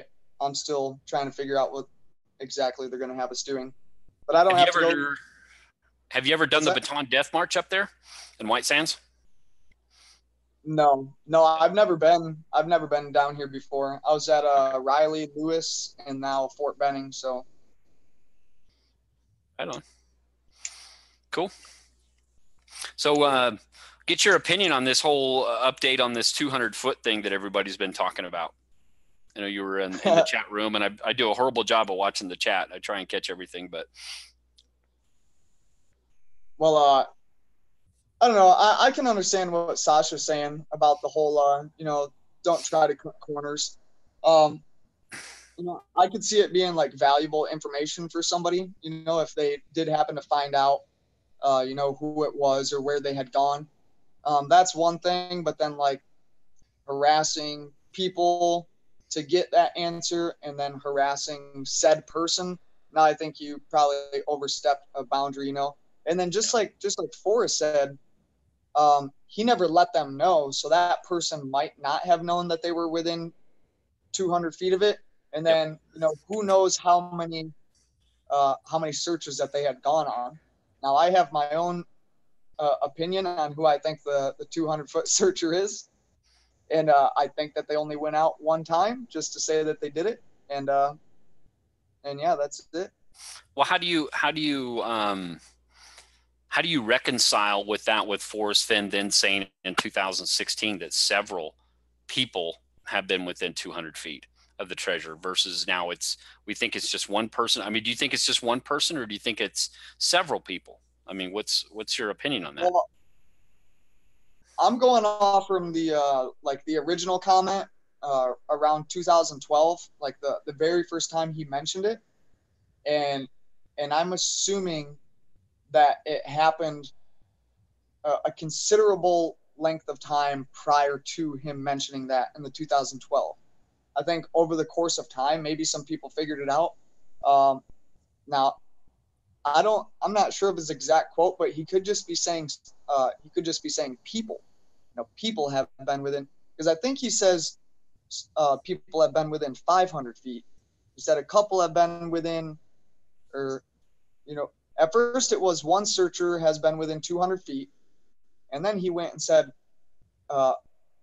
several people have been within 500 feet. But is he saying that people in general are in close proximity to it at any given time, or is he talking about an actual searcher? Yeah, I think there's a lot of debate about, his use of the word searchers and the use of just people, and that could be people walking down a path at Yellowstone National Park. It could be people walking down a path in a national forest. It could be people walking down a path in downtown Santa Fe somewhere. I mean, who knows? Are they searchers? Are they people? It's a good point, and we don't know. We can only speculate on what he really means on that. Right. But what is your opinion of why is this there? Why is some people with 500 feet and all of a sudden it jumps to 200 feet? Why is there this 300-foot disconnect? Well, another thing, like I was just getting ready to say, maybe Forrest realized that, he put out, he had so many thoughts in his head that he could hardly keep them in his mouth, And when he said the first 200-foot thing, he realized all the attention that it had gotten. So he might have thrown out some stuff to try to, detract people from finding that one person. Like if, I don't know, he says he doesn't, he says he doesn't like direct people one way or another and that he's always honest or whatever. But if there was one person, right, that knows how to get close to it, and then if the supposed 350,000 people that are in the search community, if a couple of them find out who that one person is, that could be potentially something life-threatening. And, and at that point in time, I think Forrest probably would feel guilty about that because that's information that he had let out. Right. Well, then that's what I think is very interesting about this new information, if it is in fact true, that Christie or K-Pro got from Forrest, and we're assuming it was probably around July 4th, that if it was a single person who only searched once, then identifying who that person is, if they really only searched one time and finding out where they searched, then you would without a doubt have the correct general area. But do we really believe that person, only searched once and never searched again? Do we believe that to be true? This is hearsay, rumor, and innuendo, not coming from the direct source, that being Forrest and Christie or Jason that was actually there. Yeah. We don't know that for sure. We don't understand the context of that, or whether that person had a single search or not. Yeah, and well, the good thing is if they did have multiple searches and if they went to a different spot every time, that the odds of narrowing it down and knowing the exact path that they took and when and which one he's referring to, that kind of buys some more time and helps that person out or whatever. And does the person know that they were the person? And Forrest said that they're not in the forums. So well, he's said here recently, and I've got to look it up and find it for sure, that now that we know there's been several people within 200 feet, that he has said some have been on the forums and some are not. So these are people that he must either know their pseudonym or their actual real name that they're presenting on the forums, and know that these are people that are not on the forums. That has to be. If he's being completely honest with that, and I believe he is, I don't think he's trying to play any kind of games or anything, but I don't know. Yeah, I don't know. Part of me, part of me thinks that he might have kind of mentioned the other searchers to throw people off the trail of the one searcher. Just I don't know. I could see that potentially being, you know, disastrous for a one person. You know, imagine if you found out that you had been within 200 feet or whatever, or somebody else found out that you've been within 200 feet. I mean, look at the nut jobs that have already showed up to Forrest's house. Yeah. You know, so I mean, you might not know it, but if somebody had gotten the information and realized that you had been there not knowing, it's too easy to freaking, you know, come snatch you up and bring you, or, you know, have you forced to that area. Yeah. I don't know. Well, it kind of goes in line with you know, Illinois' Ghost in his recent, you know, hijacking of the round table, which I need to put mine out, of knowing, you know, his whole thing about how do we know? How do we have certainty in the location beforehand? How do we know if this person that, you know, was supposedly within 200 feet back in 2012, or we don't know exactly when for sure, that person obviously didn't know that they were within 200 feet from the treasure. Otherwise, that person would know for sure that person would still be searching and hopefully getting closer and going at this, where that person could theoretically have moved on to a completely different search area. We don't know for sure. But obviously, if that person knew that they were within 200 feet, would never have left that area, you know, but they obviously arrived there probably only as an aberration and not knowing for certain that they were there. They didn't have that first clue nailed down. So they didn't know. But again, going back to, and I don't want to take away too much from me putting out my roundtable on this, but how do we know? How do we have this certainty beforehand? You know, is it from figuring out the hints in the book? Is it from just the clues in the poem? How do we arrive at that certainty in that location beforehand? Because it's so, and people are probably hitting on this in the chat room right now, because there is this kind of contradiction in Forrest in saying that you know, you can't know for certain that you have the first clue correct until you find the treasure. But then he tells us in Too Far to Walk that I warned the path would not be direct for those who had no certainty in the location beforehand, but sure for the one who did. So he's implying that we should have some kind of certainty in the location beforehand. But how can we if we're not certain of it until we find the treasure? It's just freaking conundrum. You know, I personally believe that just the words in the poem will give us that, but I can't speak too much into that without giving what I think is important. Yeah, I don't want to speak too much into it too, but I don't think that there's a whole lot of geographical. I don't think all the poems are geographical. Like, I don't think you start here and here and here and go to the home of Brown and then find a place or no place for the meek and so on and so forth on this trail. I think that there's a geographical starting location, and the other lines within that context are re-emphasizing that spot, if that makes sense. And I think that's how somebody could figure out the first two clues and walk right past it. Isn't that kind of what he told us? And I think the 6 questions from 2017, when he was asked by Jenny, what new advice do you have for new searchers? And he said, yeah, you know, try to marry the clues being plural, to a location on a map. So you're talking about, and a lot of people talked about this, but we're talking about clues plural and location singular. To, you know, it's so like what you're saying is we got to have a starting point, and then those, you know, additional clues could be more tailoring it down to focus it into a tighter spot, so to speak. So what you're saying is right on line with what I'm thinking, and I think what Forrest Fenn may be hinting at, and you know, his words, of course, it's outside of the poem, but it does kind of reinforce or kind of act as ballast and checks and balances in the poem, I think. I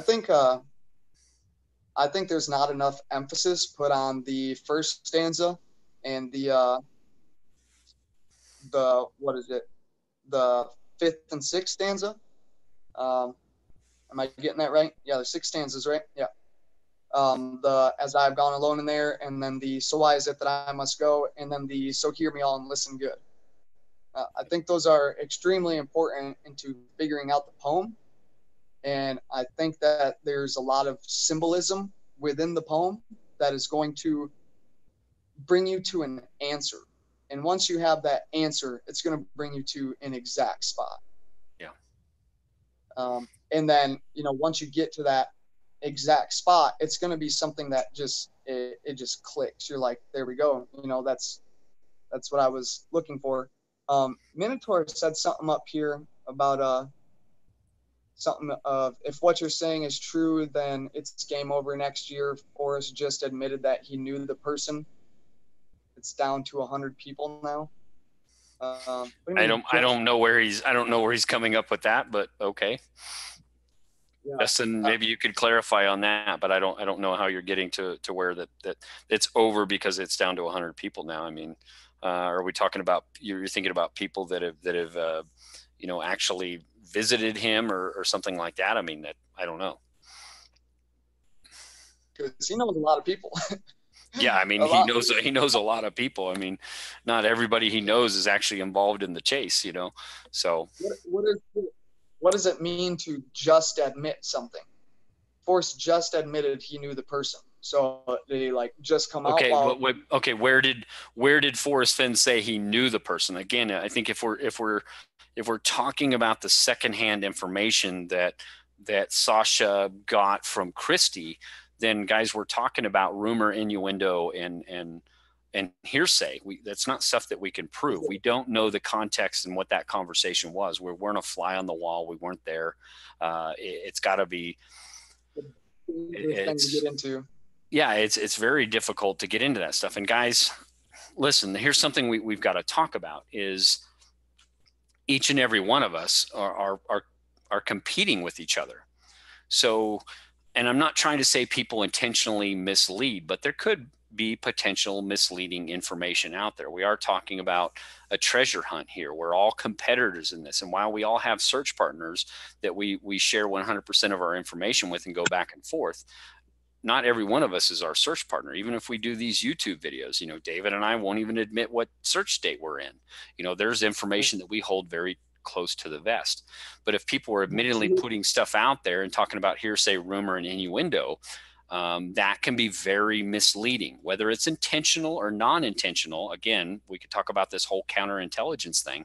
I don't think Forrest Fenn implies or employs counterintelligence. He's not trying to trick anybody. He's not trying to employ subterfuge. The poem is straightforward. His words are very straightforward. He's been very honest and open with us about that. But us as searchers, just even in providing our interpretations, can be misleading. And it's why I've not tried to talk about what I believe are the answers to the clues in the poem and those types of things, because I'm not an authority on the chase. I can't prove that I'm right or wrong until I find the treasure. So why would I throw out more muddy the waters and stuff with more information that could just potentially mislead other people? I mean, I just, you got to be careful with this stuff that's secondhand nature and stuff.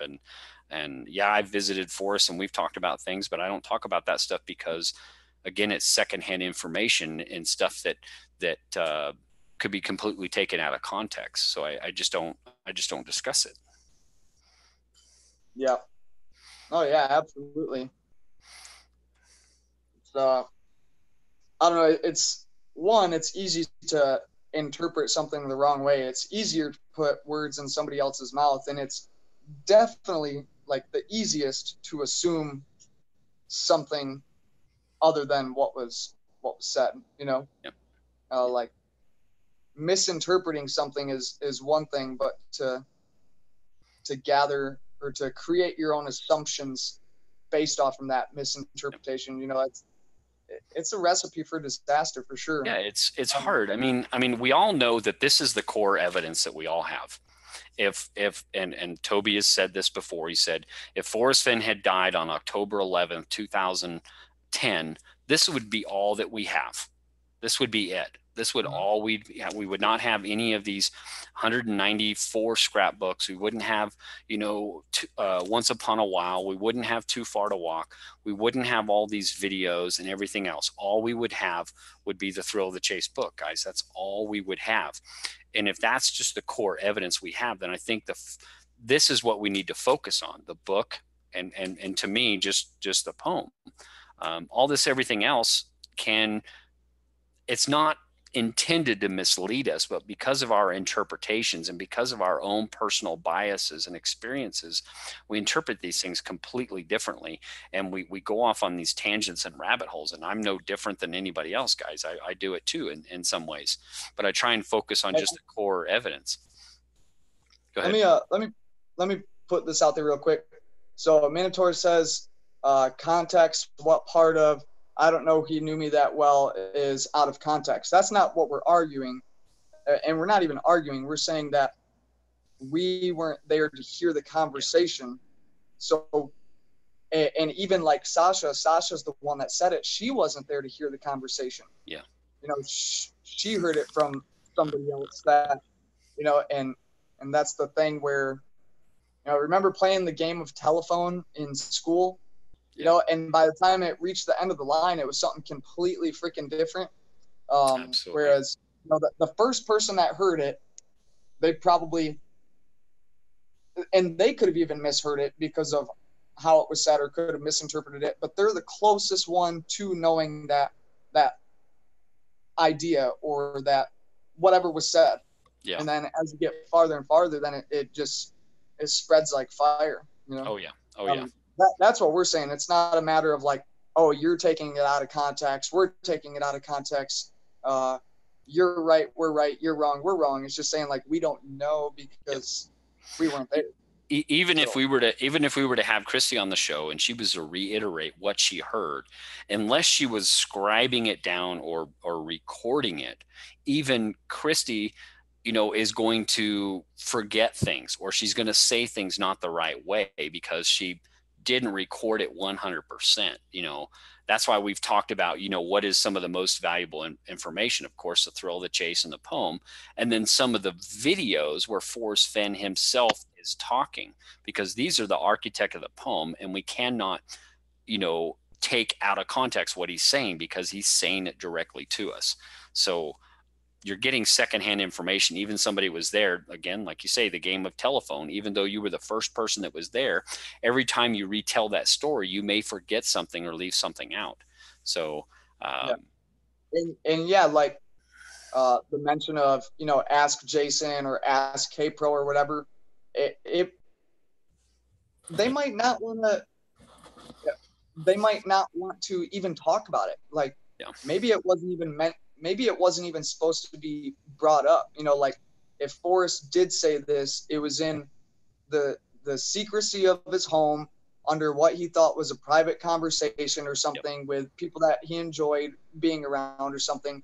And it might not have even been an intentional slip. Like, oh, let me tell you about the guy that's been within 200 feet. Maybe it could have just possibly popped up, and he's like, "Oh, like crap." Why? And Faith Hunter says something in here right now. She said, "All this tells me is that no one is confident enough in their theory, and people are looking for a fast forward." You're exactly right. People are looking for shortcuts. Faith Hunter, Forrest Fenn has said, there are many places there are a few words in that poem that are not useful in finding the treasure, Phil. But it's risky to discount any of them. You oversimplify the clues. There are many places in the Rocky Mountains where warm waters halt, and nearly all of them are north of Santa Fe. Look at the big picture. There are no shortcuts. Everyone, a lot of us are trying to short circuit this. We're trying to find a backdoor way to find this thing. And Forrest Fenn has said, no one has any secret knowledge of the treasure's location. It's in the poem for all to see. So the poem has all the information, but yet we keep trying to short short circuit or circumvent the system in this by looking for ways around, trying to find that 200-foot guy, or trying to visit Forrest and get some secret information, or emailing him and trying to become a buddy to him to think we're going to get some kind of secret information. That's not going to happen, guys. He's given us everything. It's straightforward. It's right there. This is all my opinion based on what he's told us. You know, again, like you said, and Rodney, this is something you said in your show tonight, and this is where I said exactly. And you were questioning why I said exactly, because in those words, just prior to the poem, he said, "So I wrote a poem containing 9 clues that, if followed precisely, will lead to the end of my treasure, or excuse me, the end of my rainbow and the treasure." And what you said was, why does he say the end of the rainbow? You know, why does he say this stuff? Why doesn't he just say, "So I wrote a poem that leads to my treasure"? Why doesn't he just say that? You know, but he says 9 clues. He says rainbow, into the rainbow, and the treasure, you know, 2 separate things. It's very interesting. And to me, if and how I look at this, if I was to look at a subtle clue within the book, to me, that's one of the biggest things that pops out to me, because of how he writes that, and the fact that he ends that in a colon. And I don't want to go back over it, because I know people have heard it from me enough times, but I think that that's probably one of the most important lines that jump out to me, in my opinion, out of the book, you know. And it's very close. It's in very close proximity to that poem, you know. So I think it's very important. The closer you get to that poem, I think that information is more important. That whole chapter is extremely important, because it talks about what we're all hunting for, this treasure. So the book, the poem and the book, no doubt about it, are super important. It tells us so much information that's like really, it's like really profound information, like really, really important, and makes you think. And I think that's why Forrest had said to read the poem, you know, quickly as a memoir first, because the first time you read it, you laugh at some stuff, and you know, you're like, man, that's clever, like the whole, you know, sliding down, and he'd have a brown stain on his pants, and when he was walking down the halls, the kids all noticed him and knew what he did, like thinking that he was cool for sliding down the fire escape. But realistically, like, all the kids thought that he had shit his pants. You know, that's when all the kids were paying attention to him. So you're like, oh man, that's hilarious, you know, and just stuff like that. But then after you read it again and then again, you really start noticing stuff that is, I don't want to say it's hidden between the lines, but it's, you know, when you take it into the context of everything around it, you're like, wow, you know, like that's, and it really like wakes you up a little bit to, I guess, to life. And, you know, I feel like he's trying to teach us lessons and stuff. And I think he does a pretty good job of it. He definitely did a good job, like, capturing, you know, the like the stuff that he had went through, how he grew up, the experiences that he enjoyed, didn't enjoy, so on and so forth. And I think that definitely translates over into the poem. Now, as far as like the rainbow thing, so I've put some serious thought into you know, the whole color scheme of the rainbow. You know, freaking Roy G. Biv, right? And hey, what kid doesn't know Roy G. Biv? And Forrest even said, you know, a child might be able to figure it out. Don't ask me to elaborate. All right, give me a color for begin. What's a color for begin? I have no idea. Like green? Green, right? What's a color for warm? Probably yellow or orange. Yellow or orange, right? What's a color for waters? Blue. Blue. And what's a color for halt? Red.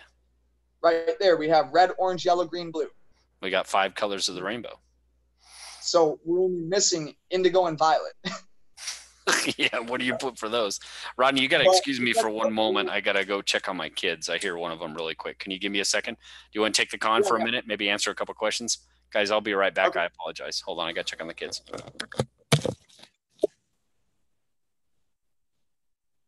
I seen a comment in here.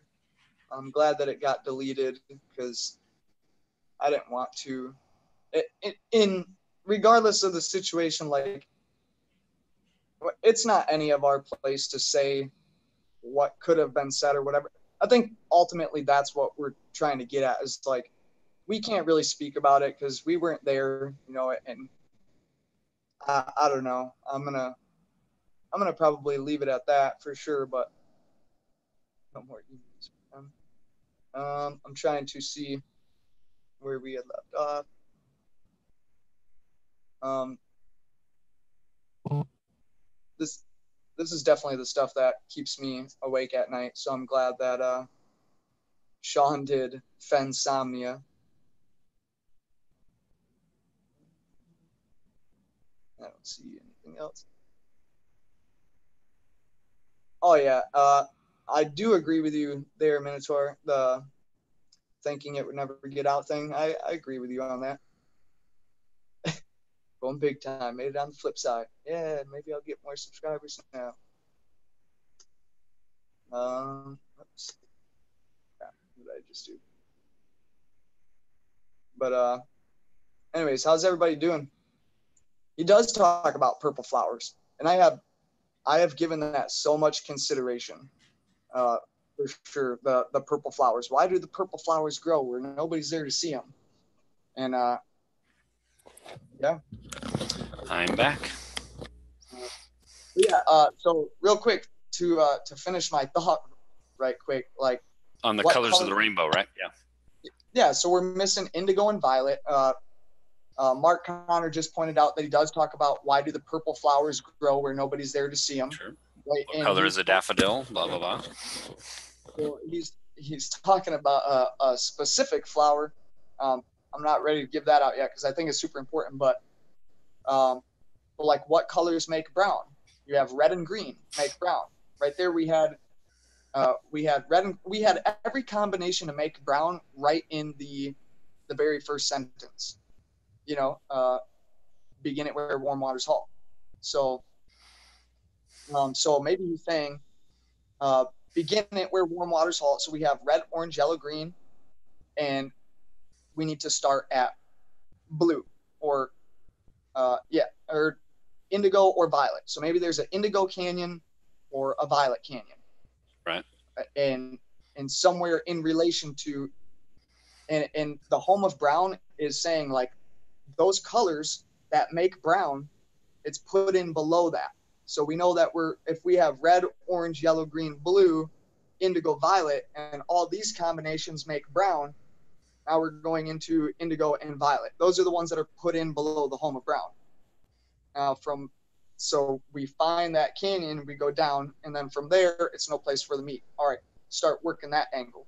And there's a reason, and I'm only like, I've given this some serious thought, but I haven't really figured out a way to make it work. So if somebody can figure it out, hey, I don't know, hook a brother up when you find the chest or something. But and then whatever that answer of that is, what you're stating, whatever that answer is, that some people have haphazardly, figured out those first two clues, but then they've gone past the other seven. Well, I don't know. I feel like there's a good chance that all the clues are in like one spot, but have to be interpreted for you to figure it out. The answer that I'm referring to from earlier when I hopped in, it's a completely different solution, but the only thing that's holding me back from that solution that I'm referring to right now is the rainbow comment. And the best thing I can think of for the rainbow comment is use a little imagination, right? A child could solve it and will lead to the end of my rainbow. Well, what's at the end of a rainbow? A pot of gold. What are the colors of the rainbow? And you go through that, and then you start looking at the poem, and you start matching up words that are symbolic of certain colors. And it starts to make sense. Like, man, this is really, I mean, I think a lot of people will look at it from that artistic standpoint. I mean, here's a guy that that ran a gallery for 17 years, 17, 18 years in Santa Fe, a very successful one. And, he was very closely associated with a lot of painters. Yeah, there's a lot of people that may agree with you on that. I don't necessarily, I'm having a hard time following that train of thought, not say it's wrong or anything. I have a hard time following that, I guess. No, it is hard to, but I mean, I'm I'm a lot less imaginative than most, when it comes to this. I'm trying to think of it from a logic standpoint and trying to understand the grammar and stuff, but that's not using a lot of imagination, obviously. And, a lot of people think that, imagination is overly important than anything else in this. Who's to say that they're wrong and I'm right? No one right now. So it's anything, everything's on the table. I mean, we shouldn't be, I've talked a lot about, we shouldn't be trying to knock anybody because we don't know what is true. So. Right. No, it is. It's hard to get behind that idea, especially because I haven't necessarily found a way to make it work. I just thought that it was, a very extreme coincidence to have, all those colors in one line with a word representing each color and then his rainbow comment ahead of that. But the other part of me thinks, like, why do people write poetry? Like, what is the one reason behind poetry? Like, if you could like quickly sum it up, why do people write poems? Probably to get the reader to think.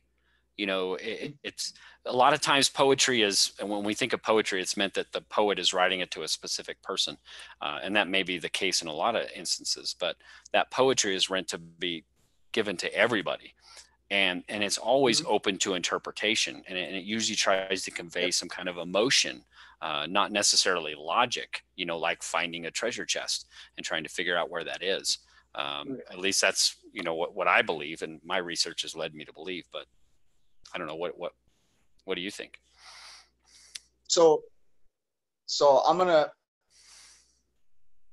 sum up kind of, but in a different way, what you just said, and let me know if you're along the same line. So pretty much a poet is trying to emphasize to the reader something important, but make them think in order to figure it out. Yes. Right. But poetry is always open for interpretation. Yes. Right. And even the best poems, or even the best poets, Shakespeare, Edgar Allan Poe, like all these freaking people, their poems have been debated for years and years and years.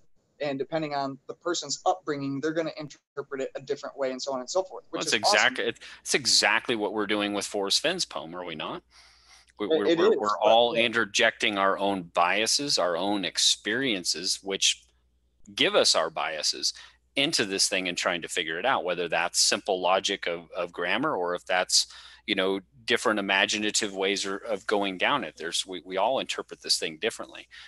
You could put us all in different boxes of imagination and logic and subcategories of all of that, really. So if the problem with other poets versus this one is the other poets were, trying to convey a meaning, make you think, but, pretty much gave you an option as to how you wanted to portray it, and the author never really letting us know what they had meant. So kind of leaving it,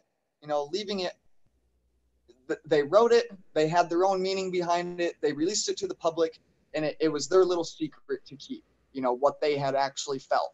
That's like the whole, like, the artist in them type deal. Right. The problem with Forrest's poem is that there is a right way to interpret it. It needs to be interpreted a specific way, and we're trying to figure out that specific way. But so if we kind of think back to everything that we just said, so a poet is trying to tell us something important, trying to make us think in order to learn the message, and that there's a specific meaning and a specific outcome of the poem. Why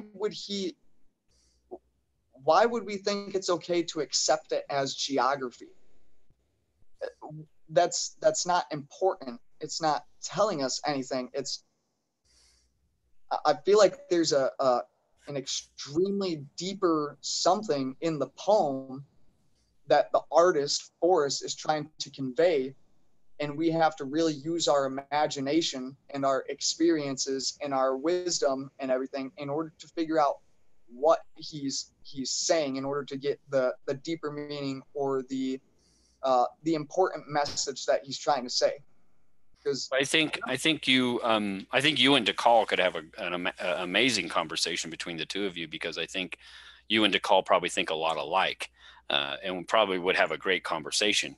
It would probably be just the two of you, obviously, because you guys would be like on the same sheet of music, so to speak, because he looks at it as there is a it should convey some kind of emotional meaning. It should have some kind of layers to it, and I think you and DeCall would probably have a great conversation, and I would highly encourage that. But I look at this and I go, there's a reason why he put it in a poem. I think that he was looking for an avenue to present the 9 clues, or we can take the number out of there because he never really counted the number until it was over. So he needed an avenue to present the clues to his poem. And if Douglas Preston, as he admits in Once Upon a While that you were talking about tonight, that the first time that he saw, the poem or the clues or whatever it was back then in the 90s when he saw it, he was like, oh, this is way too easy. So Forrest Fenn had to find an avenue that he could present the clues that maybe wasn't so easy for people to interpret. And what better avenue than what's that? You broke up. How did he know that it was too easy? Well, okay, let's look at it this way. I mean, let's look at Douglas Preston. Douglas Preston is an author, right? He's a successful author. He's had a few good books out there. So, he knows how to write. He knows how to interpret words. He's obviously probably very good at grammar and punctuation and those types of things. So probably when he saw whatever he saw in the 90s, what was supposed to be the clues or what was supposed to lead somebody to the end of his rainbow and the treasure, he thought it was way too easy. Is that because did Forrest have it in simple sentence format? Go here, go down for X amount of miles, make a turn here, go this far, look for this. I mean, what was it? Was it like a simple instructions? If I was to try and tell you how to get from El Paso to Farmington, New Mexico, I would tell you, go this way, go that way, go that way. I was just going to talk to you about that too. I was just going to bring up, have you ever thought of it as, directions? Because like the mountain men, that's how they would describe how to get somewhere. And I think that's why Forrest talks so highly about, Osborne Russell and, A Journal of a Trapper. And that's how they would describe how to get to certain areas, Yeah, but can you imagine how hard it would have been for Osborne Russell and Lewis and Clark and all these guys that described to get from St. Louis to the Oregon coast? They couldn't say, hey, get on this river and follow it. Well, the river isn't named. They don't have a map. They don't know. We don't theoretically have a map. All we have is 166 words, and he's trying to tell us how to get from our freaking armchairs to where this 10 by 10 inch box is. So like Lewis and Clark and Osborne Russell and all these guys, they had to name mountains. They had to name these things. They had to draw pictures. They had to draw their own maps on how to get there, but those things weren't perfect. I mean, we've had these beautiful maps now and are very detailed with, contour lines and elevation changes and named rivers and named mountains and named this and named that. It's much easier. Or we just plug in our GPS to get from El Paso to Farmington and our freaking car tells us where to make the turn. It's dumbed down, They didn't have that back then. So this poem, and I think it was because it was too easy when he first put it together, Forrest Fenn had to think for another 10 years or so, okay, how do I make this thing more difficult? What format can I use to present these clues? And I think putting it in the poetic format, was a way for him to mask that. And I've gone back to this many times, but I've talked about, the gold bug and the fact that how Legrand, if you've ever read the gold bug, had to decipher, and figure out the clues or the directions that Captain Kidd wrote. But first he had to decipher it out of some simple cipher code, put it into plain English, and then punctuate it, meaning to put in the spacing and everything else in order for him to find it. Now he's got this thing all written out, but he's still got to find what Bishop's Castle is, and you've got to go read the Gold Bug to figure out how that all comes about. But it's, I look at it and I go, it's kind of like the poem. Forrest Fenn, he's sitting there. It's too simple. Douglas tells him it's too simple. He respects Douglas as an author and as a friend, and he looks for his advice. Obviously, he wanted him to write The Thrill of the Chase. He invited him in his vault, told him his whole story. He trusted him. So he trusted his opinion when he told him, look, man, this thing's too easy, Forrest. You gotta mix this thing up a little bit. You gotta make it a little harder. So how did he do that? Well, if Forrest Fenn admits that he only read stories about treasure that was hidden by pirates, I mean, Captain Kidd, he mentions it. What other big story do we know about Captain Kidd hiding a treasure? The Gold Bug. I love that. I'm not saying it's exact way, but I just see a lot of similarities to how that whole thing comes about. And it's a big part of how I look at this and why I'm such a poem purist, and why I believe that really all the information is there in the poem itself. Have you ever looked into literary devices? Like?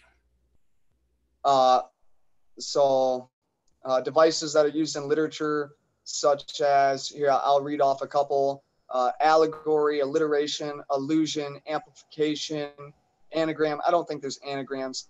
Analogy, and anastrophe. They're all these. So I'll read you one real quick. Let's go with allusion. An allusion is a figure of speech whereby the author refers to a subject matter, such as a place, event, or literary work, by way of a passing reference. It is up to the reader to make a connection to the subject being mentioned. I'll read another one real quick, but I can't remember right off the top of my head which one it was, but it's associating stuff with your senses. And in The Thrill of the Chase, Forrest talks about, there are 5 senses, blah, blah, blah, blah, blah, when he's talking about being in the art gallery. Well, this literary device is talking about things that you can feel, such as warm, cold, freaking, all these things that Forrest uses in the poem. So he's obviously using that literary device. And people might be doing it and not realize that they're using a literary device, but it does fall into a certain category.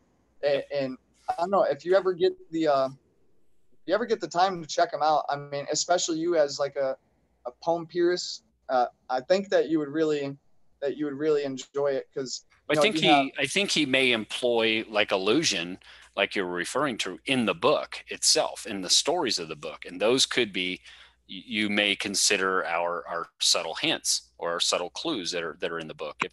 If he's hinting, I mean, why does he say immediately following the poem, I dreamt the other night that I was reincarnated as Captain Kidd, and I returned to Gardener's Island looking for the treasure.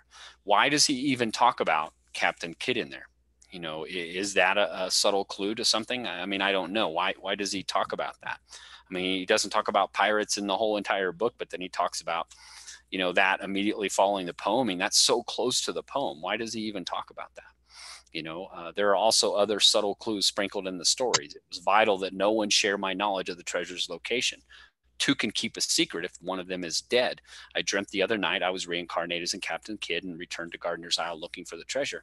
Well, if he talks about 2 can keep a secret if one of them is dead, the very last paragraph out of the Gold Bug, Legrand and the narrator of the story are talking about, well, what do we make of the skeletons that were found in the hole where the treasure was?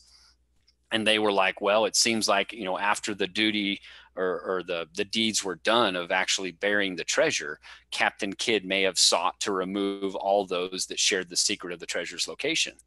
So he killed them and buried them in there, so it's like 2 can keep a secret if one of them is dead. Now, like Jenny says in her whole thing that I gave her credit to in my whole Is the Poem a Treasure Map video, that we're not inferring that Forrest Fenn killed somebody out there or something. We're just inferring that he's the only one that knows of the treasure's location, as I have gone alone in there. He's done it all by himself. This is something So he knows, because he has gone alone, or since he has gone alone, he can keep his secret. Where? And the whole secret is where he hid the treasure. We all know what the treasure is. We all know what's in there. We all pretty much know everything that's in there.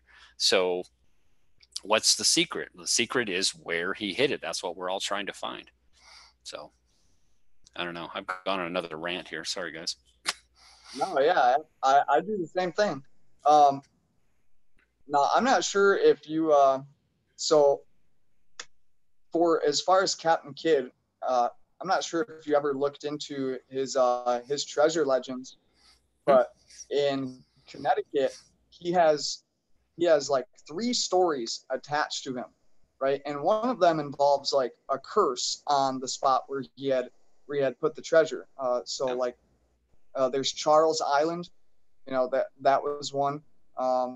And then I have it saved somewhere. I had mentioned it in my last video, the stuff that I had worked on, but because I'm going to start going state to state, giving treasure legends that are out there and whatnot, just for other stuff to do or to get into. But yeah, there's some pretty good information if if you're researching like the East Coast and you type in this state treasure legend and this state treasure legend.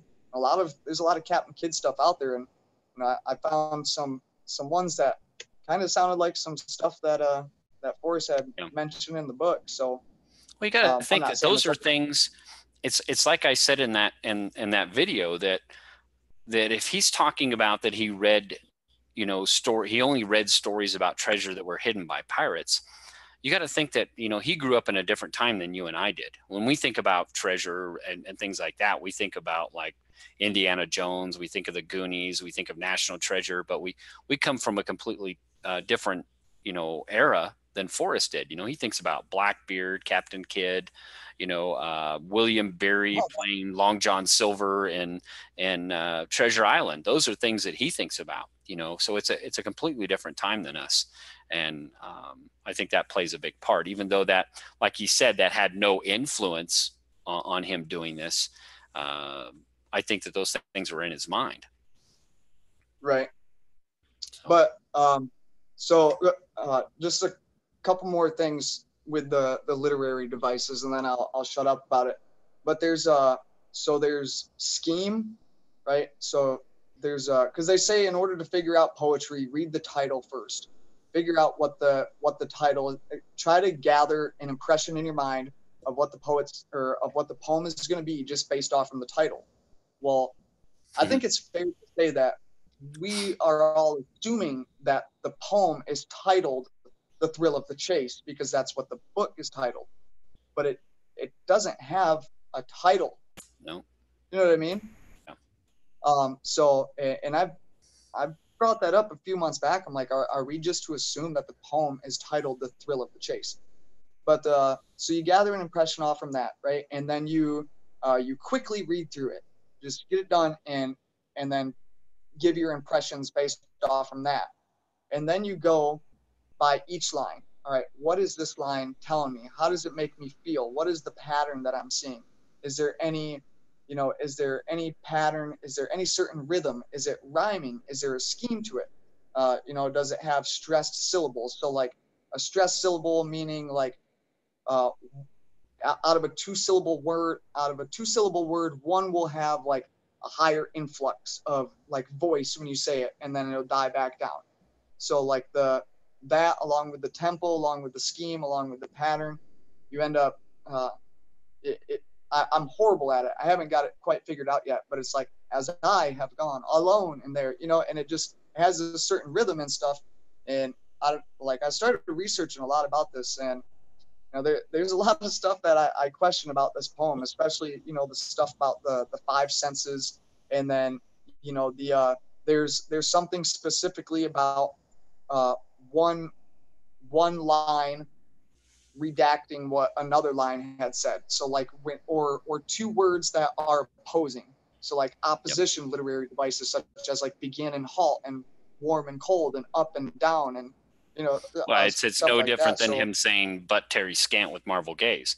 There's a contradiction. I mean, the word "but" is used to contradict something or contract something that was previously said. And like he says, just take the chest and go in peace. I mean, that infers that is there something else there, that we're only supposed to take the chest? I mean, there's all kinds of words in there that throw you off, but we're getting over here. I'm well over 2 hours here, guys. I want to wrap this thing up. So anyway, guys, it's been a fun night. I want to thank both Sasha and Rodney for joining me tonight on this second edition of the Fennsomnia. Again, for those of you that are up late at night, you got Finn on the brain, you want something to talk about, come out here and hang out with us. Now, guys, again, like I said in the beginning of the show, I'm looking for a way, because we are going into the what I like to think is the off season, where most of us are not going to be out there searching. I think that the tempo and the flux of everything going on in the forums and possibly in the FenTube universe may slow down a little bit. If we'll see, that may not be true.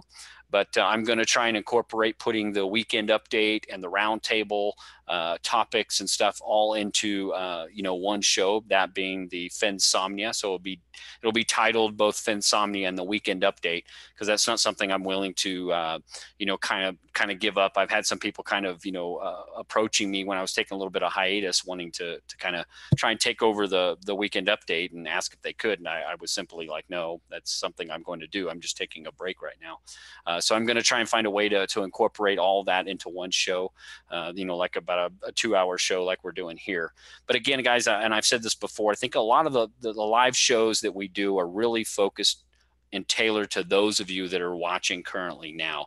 Again, you can always watch it on the replay and stuff, but it's really meant for those that are here now. It's not some show where we're giving out, answers to Warm Waters Halt or answers to this or that, that people want to watch over and over. It's going to get whatever. It's mostly for those of you that are watching right now. So with that said, I want to thank you all for joining us tonight.